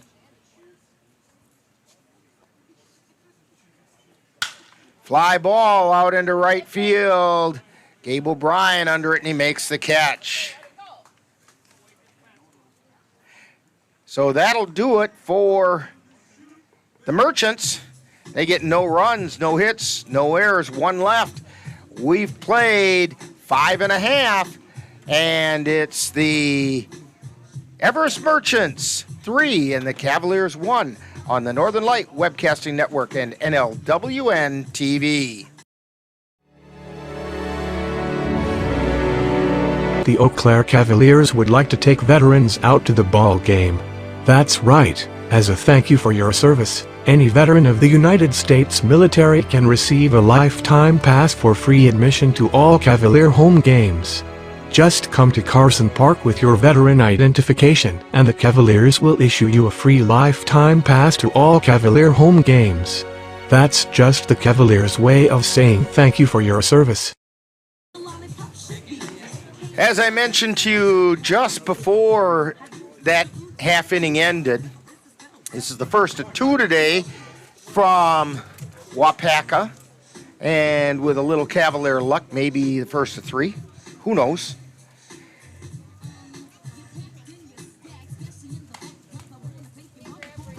The second game will be against the Wapaka Lakemen, and our coverage on that game will begin at 4:30. So after this game is done, and after we do a little talking baseball, then we'll come back on the air at 4:30 this afternoon with another edition of In the Dugout, as we'll get ready for that second Cavalier game today. Due up for the Cavaliers in the bottom of the 6th.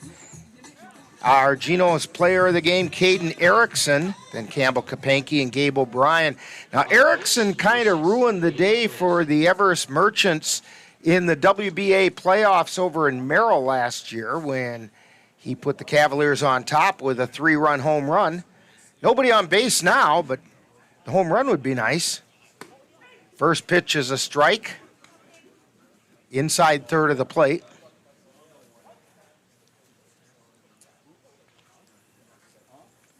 And the pitch, inside for a ball.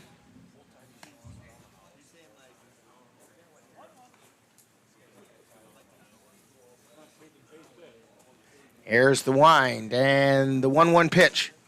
Strike 2 on the inside edge.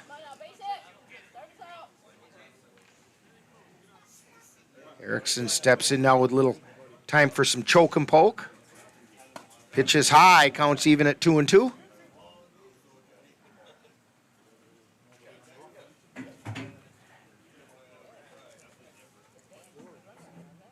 And the pitch, line shot, foul down the left field line.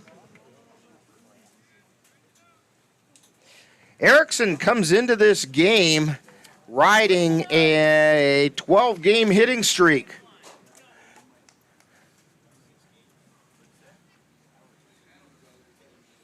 He's been swinging a hot bat.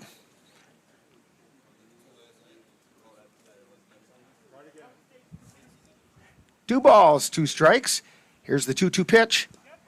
And that hit Erickson. Unfortunately, that doesn't count as extending his hitting streak because it's supposed to be him hitting the ball, not the ball hitting him. Although former Cavalier Tyler Herman would argue with that. Runner at first. Campbell Kapanke comes to the plate. Cavs down by 2. Runner at first, Campbell Kapanke. He's grounded to third both times up. Pitch is high for a ball. Tom Fish on the mound. Throw over to first, back in time.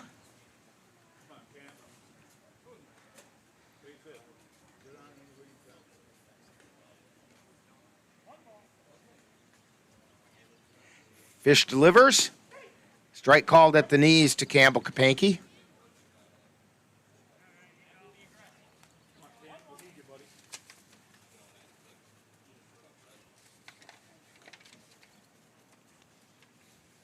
One ball, 1 strike, swung on a miss, strike 2.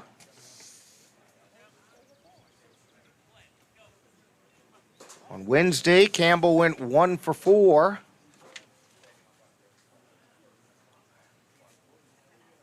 Here's the pitch. Fouled away. Count remains 1-2.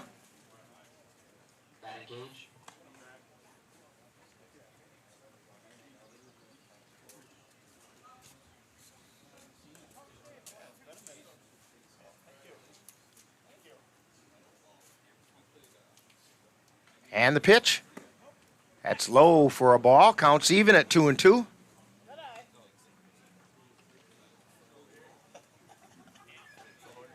Cam Kapanke battling at the plate. Caden Erickson on first. Campbell represents the tying run. Here's the pitch. Fouled away. Count holds at 2-2. Gabe O'Brien on deck.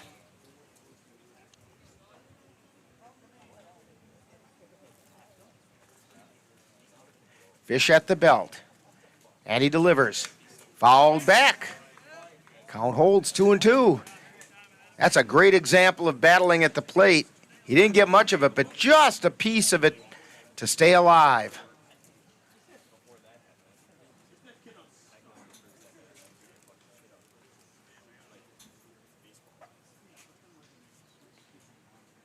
And the 2-2 pitch. Foul back, straight back. You know, they say when you foul it straight back, the difference between that and a line shot base hit is just a fraction of an inch. That's why the hardest thing to do in all of sports is to hit a round ball with a round bat. Pitch is high, ball 3. Full count, nobody out. Erickson on first. Campbell Kapanke at the throw over to first. Erickson back in.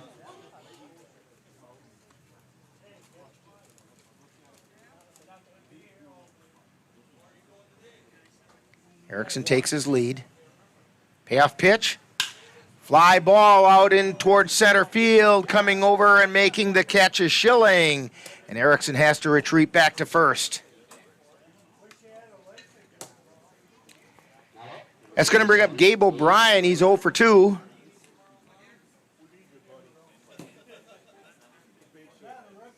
He struck out and grounded back to the pitcher. With one down.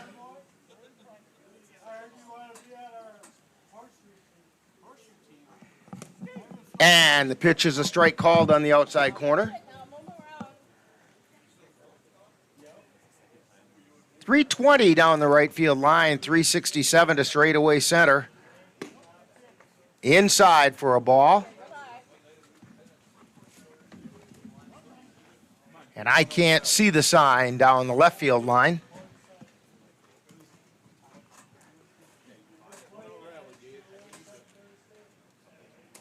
The 1-1 pitch is low for a ball, gets away from the catcher. Erickson heads down to second.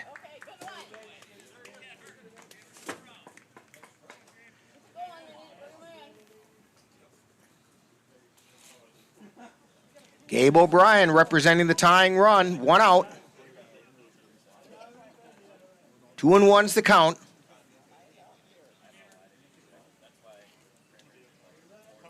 And the pitch swung on and fouled back. Counts now 2-2.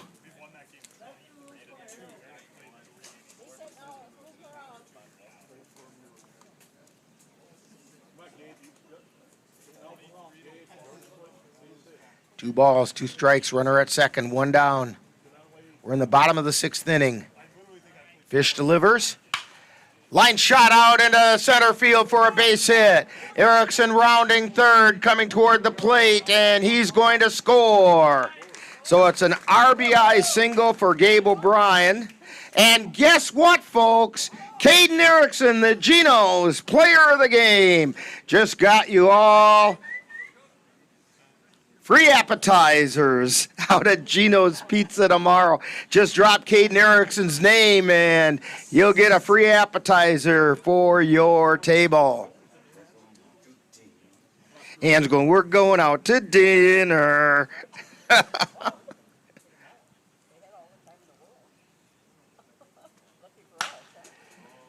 Kapanke hits one out into left field for a base hit. So now runners at first and second. That's going to bring up Xavier Bemnister with the tying run on second. Bemnister's grounded to short and then lined a hard one right to the second baseman.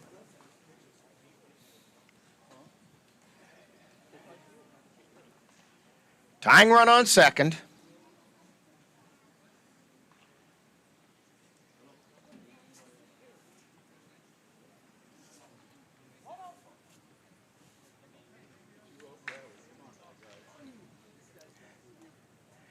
One out, 2 runners on for the Cavaliers.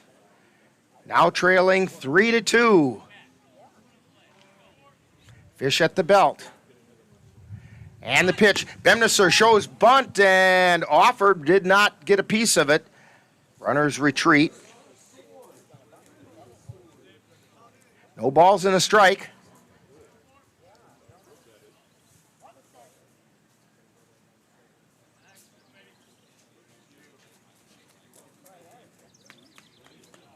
Fish looking in, takes a look over at second, throw over to second, and it goes into center field, and O'Brien's not going to be able to advance.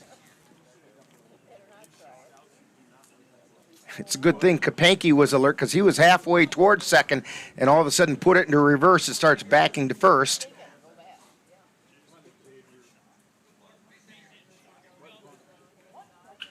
No balls, 1 strike.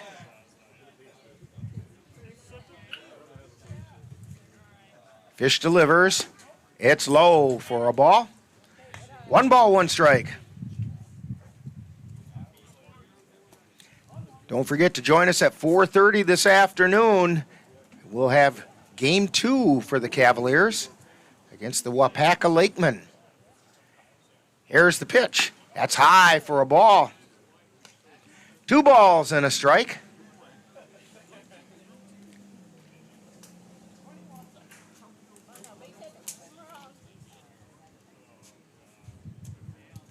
Here's the 2-1 pitch. Strike called. It's 2-2 now. 1 out.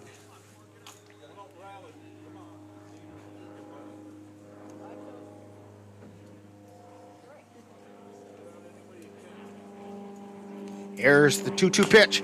High chopper. Foul.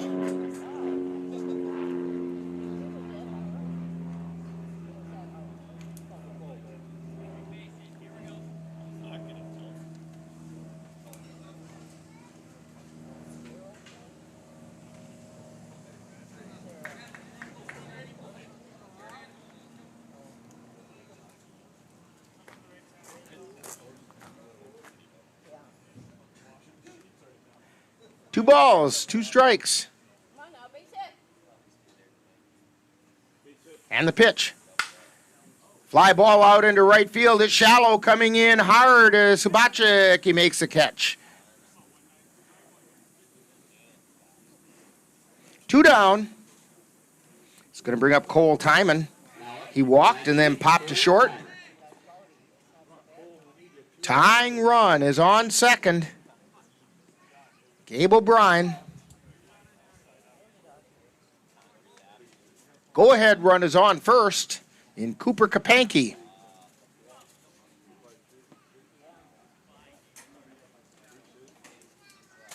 Here's the pitch. Strike called.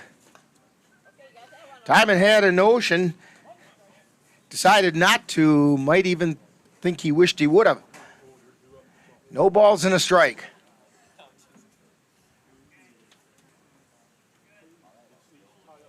Here's the pitch. Fly ball out into right field, coming in Pisbachik, and he makes the catch. And Timon's kind of frustrated with himself. He got a little bit under that one. So the Cavaliers pick up 1 run on 2 hits. There were no errors. 2 were left on base. We've completed 6, and it's the Merchants 3, Cavaliers 2 on the Northern Light Webcasting Network and NLWN-TV. To get your lawn or garden to perform and attracting what you want, you first need to know what your soil is working with. That's where Midwest Environmental Consultants can help. Their soil testing service can give you a complete rundown on your soil's nutrition and health. They test for nitrogen levels, phosphorus, potash, micronutrients, minerals, pH, and organic matter. Let Midwest Environmental Consultants put you in control of your soil's health.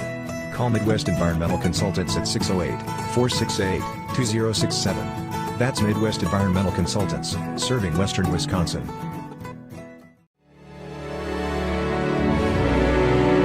The Eau Claire Cavaliers would like to take veterans out to the ball game.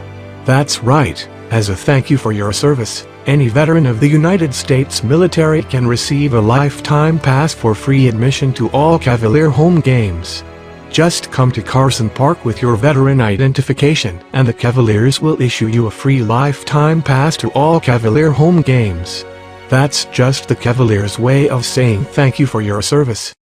Regardless of where you are on your path to retirement. And we're back here in Wapaka, heading to the 7th inning of the first game for the Cavaliers here, as the Everest Merchants are leading the Cavaliers 3-2. As we go to the top of the 7th, Jackson Vance trying to go the distance. Struggled a little in the first inning, and after that he settled down pretty well, but the damage so far had been done. Cavaliers keep trying to chip away at it. Due up for the Merchants are the 2, 3, and 4 hitters, Nielsen, Krantz, and McGuire. Nielsen is 2 for 3 today. Singled, doubled, has an RBI, scored a run, and grounded to short.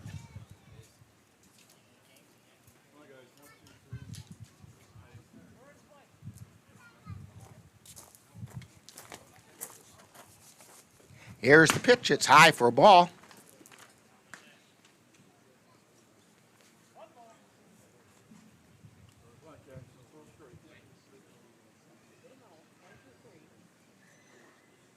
And the pitch. Foul back. Counts even at 1-1.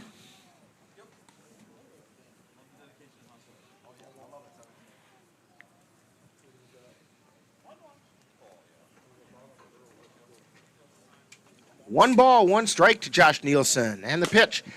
Grounder foul down the third base line. 1 ball, 2 strikes.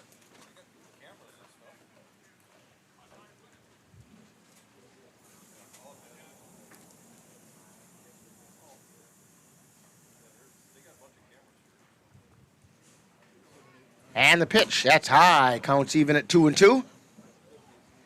Vance tried to get him to chase the high fastball that time.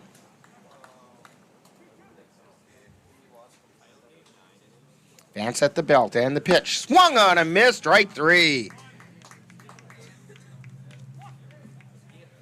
It's going to bring up Brandon Krantz. Krantz is 1 for 3. He doubled his first time up with an RBI.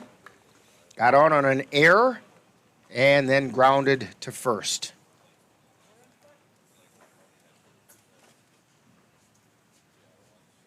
Here's the first pitch. Strike called on the outside corner.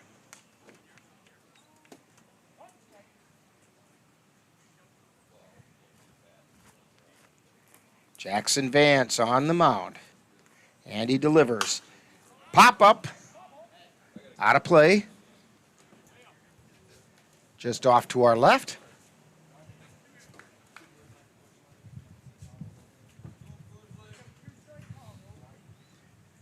No balls and 2 strikes to Brandon Krantz. Here's the 0-2 pitch. Ground ball out to short. Picked up by Boda. Throw over to first, and they got him. That ball really slowed down in the grass, but Boda was able to make a good, strong throw over to first. 2 down with Roman McGuire coming to the plate. He's 1 for 2, singled to left, and struck out. He also drew a walk his first time up.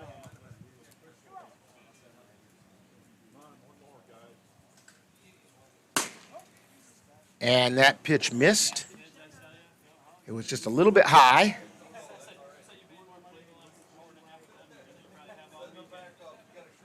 One ball, no strikes. And it's a strike on the outside corner. 1 ball, 1 strike. 2 down. Here's the pitch. Swung on a miss, strike 2. To Roman McGuire.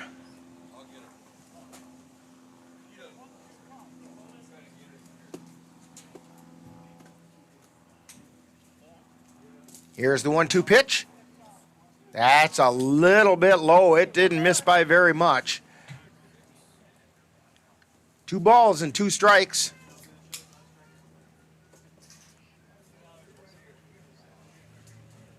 Here's the pitch. Ground ball foul.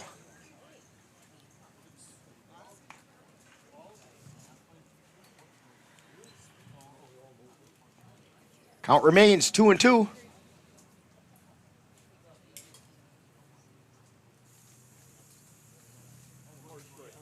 And the pitch, strike 3 called. So that ends the 7th inning for the Everest Merchants with no runs, no hits, no errors, and nobody left on base. We go to the bottom of the 7th. Cavaliers need a run on the Northern Light Webcasting Network and NLWN-TV.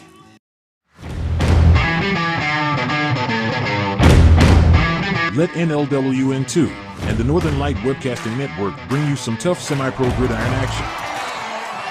Our next broadcast will be on Saturday, July 8th, when we will bring you the Eau Claire Cowboys taking on the Central Wisconsin Bandits from Merrill, Wisconsin. Live coverage on the Northern Light Webcasting Network audio service and on NLWN-2 begins with Cowboy Kickoff at 1:55 p.m. That's live Eau Claire Cowboy football on Saturday, July 8th on the Northern Light. Regardless of where you are on your path to retirement, you can still take charge of your financial future today. Visit aceyourretirement.org and answer a few questions from Alvo, your friendly digital retirement coach, for free tips, resources, and advice customized for your situation to help you feel confident and prepared for retirement. Retirement looks different for everyone. Make sure you're prepared for your financial future at aceyourretirement.org.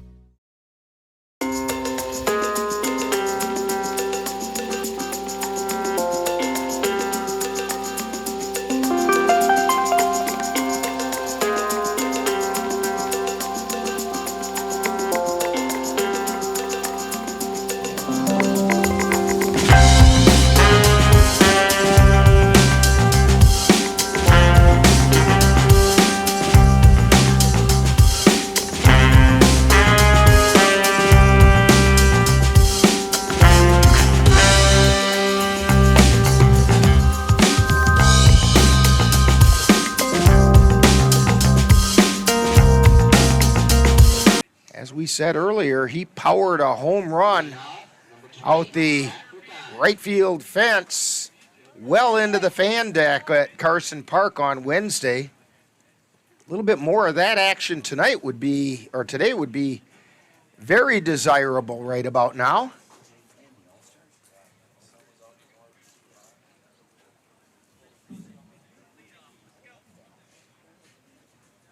We have a new pitcher on the mound for the Merchants. Pop foul out of play. Heinrich Wader.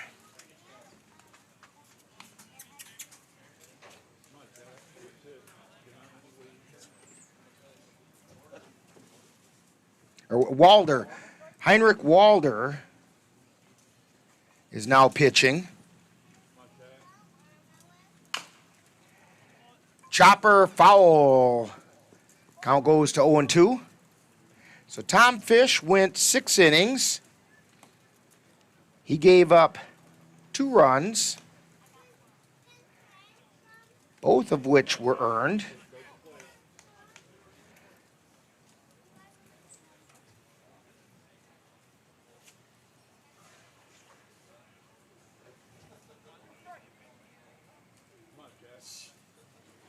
And that's on 3 hits. Pitch is inside for ball 1. 1 ball, 2 strikes.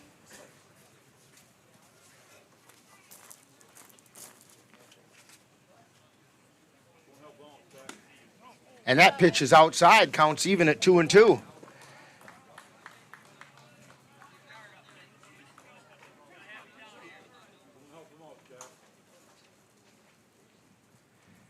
Here's the 2-2 pitch. Ground ball, high hopper to first, fielded there, and steps on the bag is McGuire. One down.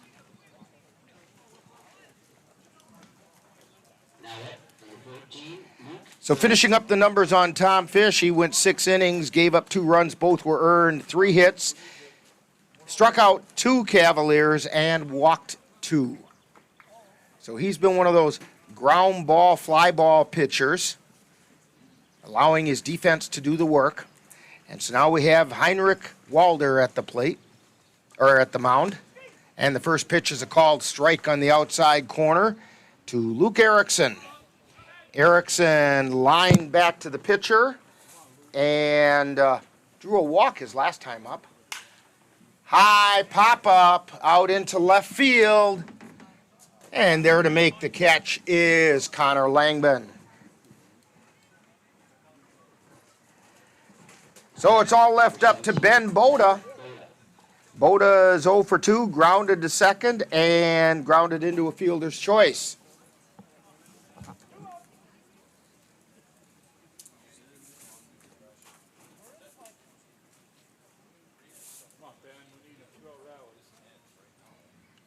Here's the pitch. Strike called.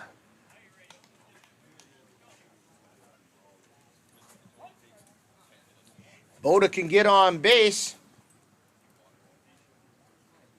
That'll bring back up the top of the order. And it's a strike called on the inside corner. No balls, 2 strikes. Boda down to his final strike. Walder delivers. Fouled away on the right side, out of play.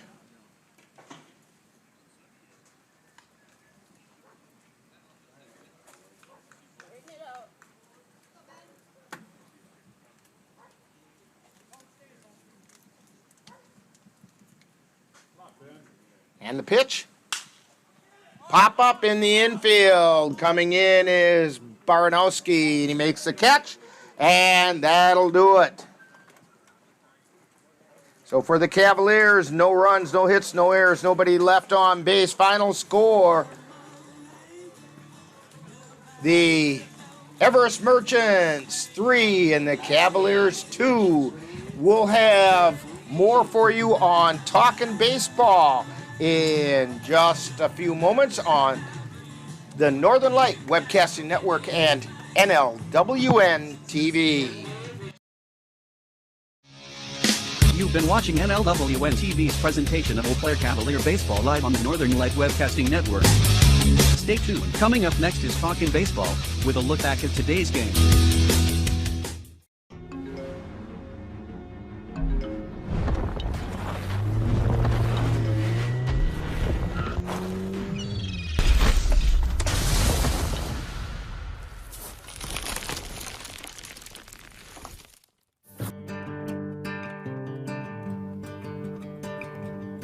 Time now for Talkin' Baseball, with a wrap-up of today's Eau Claire Cavalier baseball game, presented by Mama Squirrels Cleaning and more. And now, back out to the ballpark. So we're back here in Wapaka. The first game for the Cavaliers in the Battle on the Chain tournament is in the books. Unfortunately, it didn't go the way the Cavaliers wanted. They drop a 3-2 decision to the Everest Merchants. The winning pitcher in the game was Tom Fish. Losing pitcher Jackson Vance. Picking up the save for the Merchants is Heinrich Walder. The Merchants had 2 runs on 3 hits, Cavaliers had 2 runs on 3 hits with no errors. And the Merchants 3 runs on 5 hits. Cavaliers did commit 1 error. And that's kind of been the problem for the Cavaliers all season, is they just haven't put a lot of hits on. You're not going to win many games if you only get 3 hits. And that's kind of the story of the game tonight or this afternoon. Now don't forget, we do have the second game coming up for you in a little while. We'll be back at 4:30 with that. But before we get to that, we're going to have a chance to have a chat with Ryan Bemnister here on Talking Baseball. At least we hope to. And so we'll check on that while we take this break and this quick timeout on the Northern Light Webcasting Network and NLWN-TV. Regardless of where you are on your path to retirement, you can still take charge of your financial future today. Visit aceyourretirement.org and answer a few questions from Alvo, your friendly digital retirement coach, for free tips, resources, and advice customized for your situation to help you feel confident and prepared for retirement. Retirement looks different for everyone.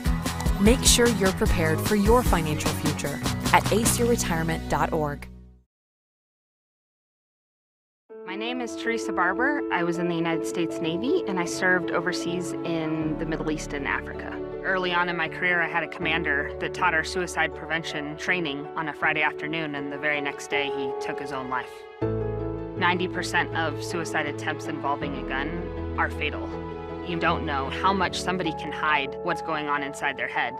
Store your guns securely. Help stop suicide.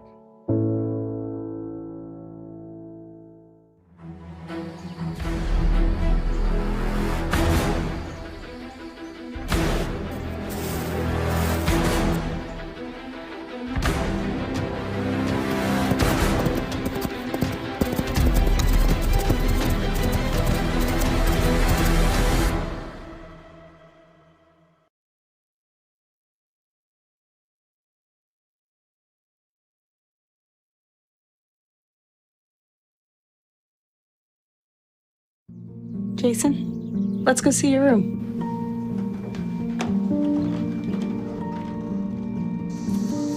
No, that's not right. How was it? Is it good?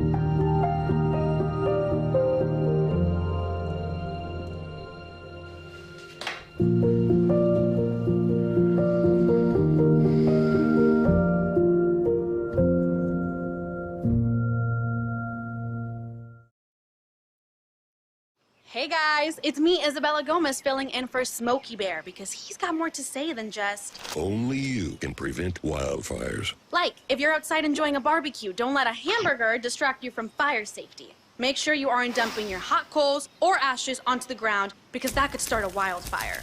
So take wildfire prevention seriously and let's save the world one day at a time.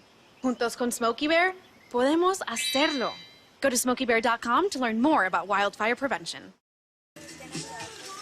All right, we're back here in Wapaka as the Cavaliers drop the first game of their Battle on the Chain tournament. And I kind of see Ryan Bemnister heading this way. We did want to mention that the Geno's player of the game was Caden Erickson, and guess what? He did manage to score one of the 2 runs the Cavaliers got. So it is free appetizers tomorrow for your table at Geno's Pizza. So make sure you head out there. Thank them while you're there for providing that added little bit of excitement to these games, that you can be a winner even on the games when the Cavaliers are not. And Ryan, you don't have to put the headset on. Just talk into the microphone. Yeah, joining us right now is Cavalier manager Ryan Bemnister. And Ryan, I guess the first thing is Jackson Vance threw a pretty decent game after he got out of the first inning.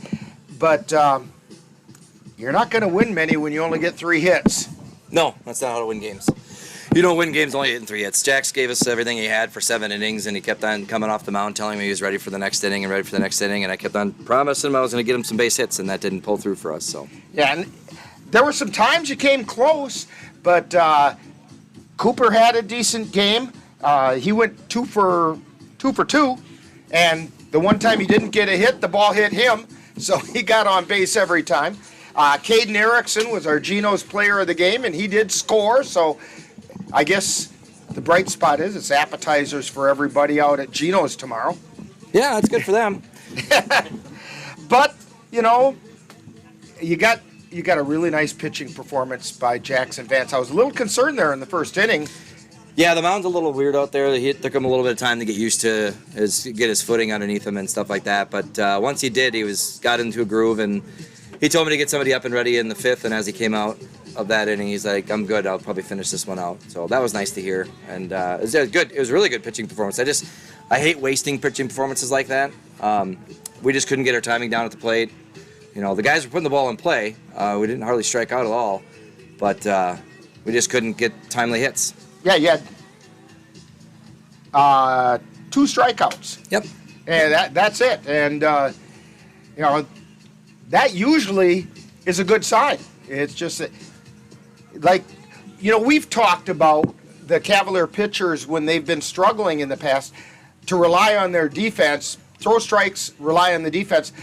That's what Tom Fish did for the Merchants. He threw strikes, the Cavaliers put the ball in play, and he let his defense take care of it. Yep, exactly it. And they didn't fail him, and it was a clean game all around, to tell you the truth, with both teams. And that's a good team. It's a team that we played last year in the playoffs and stuff. And we'll probably see him again this year, hopefully. And it's, you know, we just got to start hitting the ball. It's getting kind of a little frustrating. You feel like there's that scratch in the record there that the needle keeps hitting, and you keep bouncing back and say, "Hit the ball, yep. Hit the ball, hit the ball." Yep, that's exactly what it is. Well, we got another one this afternoon against the Wapaka Lakemen. You know anything about them? No, I'd host team, so there's going to be fans out here for those guys and everything. And they won their first game, I believe, 4-0 over these guys here. So we're not exactly out of it for the championship game. We just got to throw a shutout and score 5-6 runs. Okay, no so problem. And if that happens, we will be here for that championship game as well. But thank you for joining us, and we'll wrap things up on this edition of Talkin' Baseball right after this timeout on the Northern Light Webcasting Network and NLWN-TV. Hey, can you chop the pineapple? Chop the pineapple.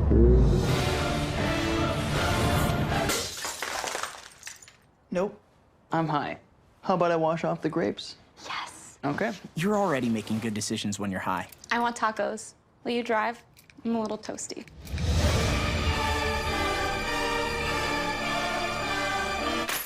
Nope. I'm high. Let's order in. Don't make an exception when it comes to driving. If you feel different, you drive different. Back here at Wapaka Lakeman Field in Wapaka for the Battle on the Chain tournament, and the Cavaliers dropped their first game by a score of 3-2. And as Ryan Bemnister just said, they're not out of it for that championship game, especially since the game with Everest was such a close outcome that the run differential, which could be the tiebreaker that would get used if the Cavs can find a way to win the second game, would be not an insurmountable thing for the Cavaliers because it was only a 1-run difference. At any rate, the Cavs dropped that game 3-2. Winning pitcher was Tom Fish. Losing pitcher Jackson Vance, who went 7 innings and did a really nice job. But anyway, that was the dropping of that game. Now, don't forget to come back and join us right here on the Northern Light Webcasting Network at 4:30 this afternoon. We will have the second game of this tournament for the Cavaliers as the Cavaliers take on the Wapaka Lakemen. That's at 4:30 on the Northern Light Webcasting Network and NLWN-TV. Our Geno's player of the game today was Caden Erickson, and that will be our Geno's player of the game for the balance of the day.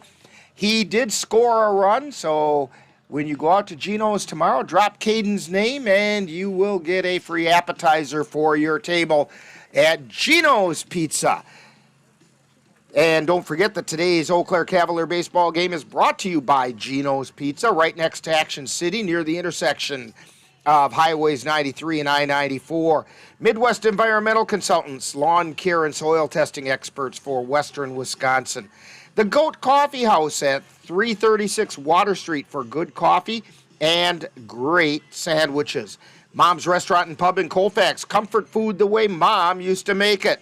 Menominee Eye and Optical with quality personalized care for you and your family. Mama Squirrel's Cleaning and More, ready to get your house sparkling. Your Napa Auto Parts store at 3580 Mall Drive in Eau Claire. Slayton's Technology Service, the official IT provider for the Northern Light Webcasting Network.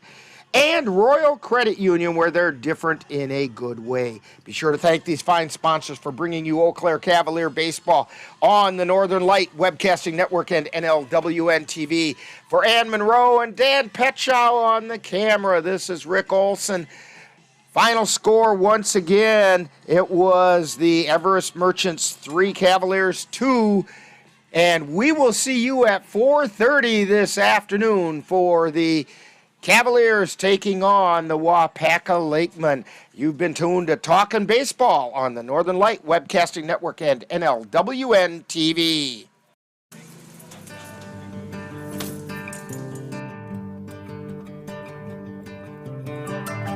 You've been watching Talkin' Baseball, a wrap-up of today's Eau Claire Cavalier game. This has been a production of NLWN-TV.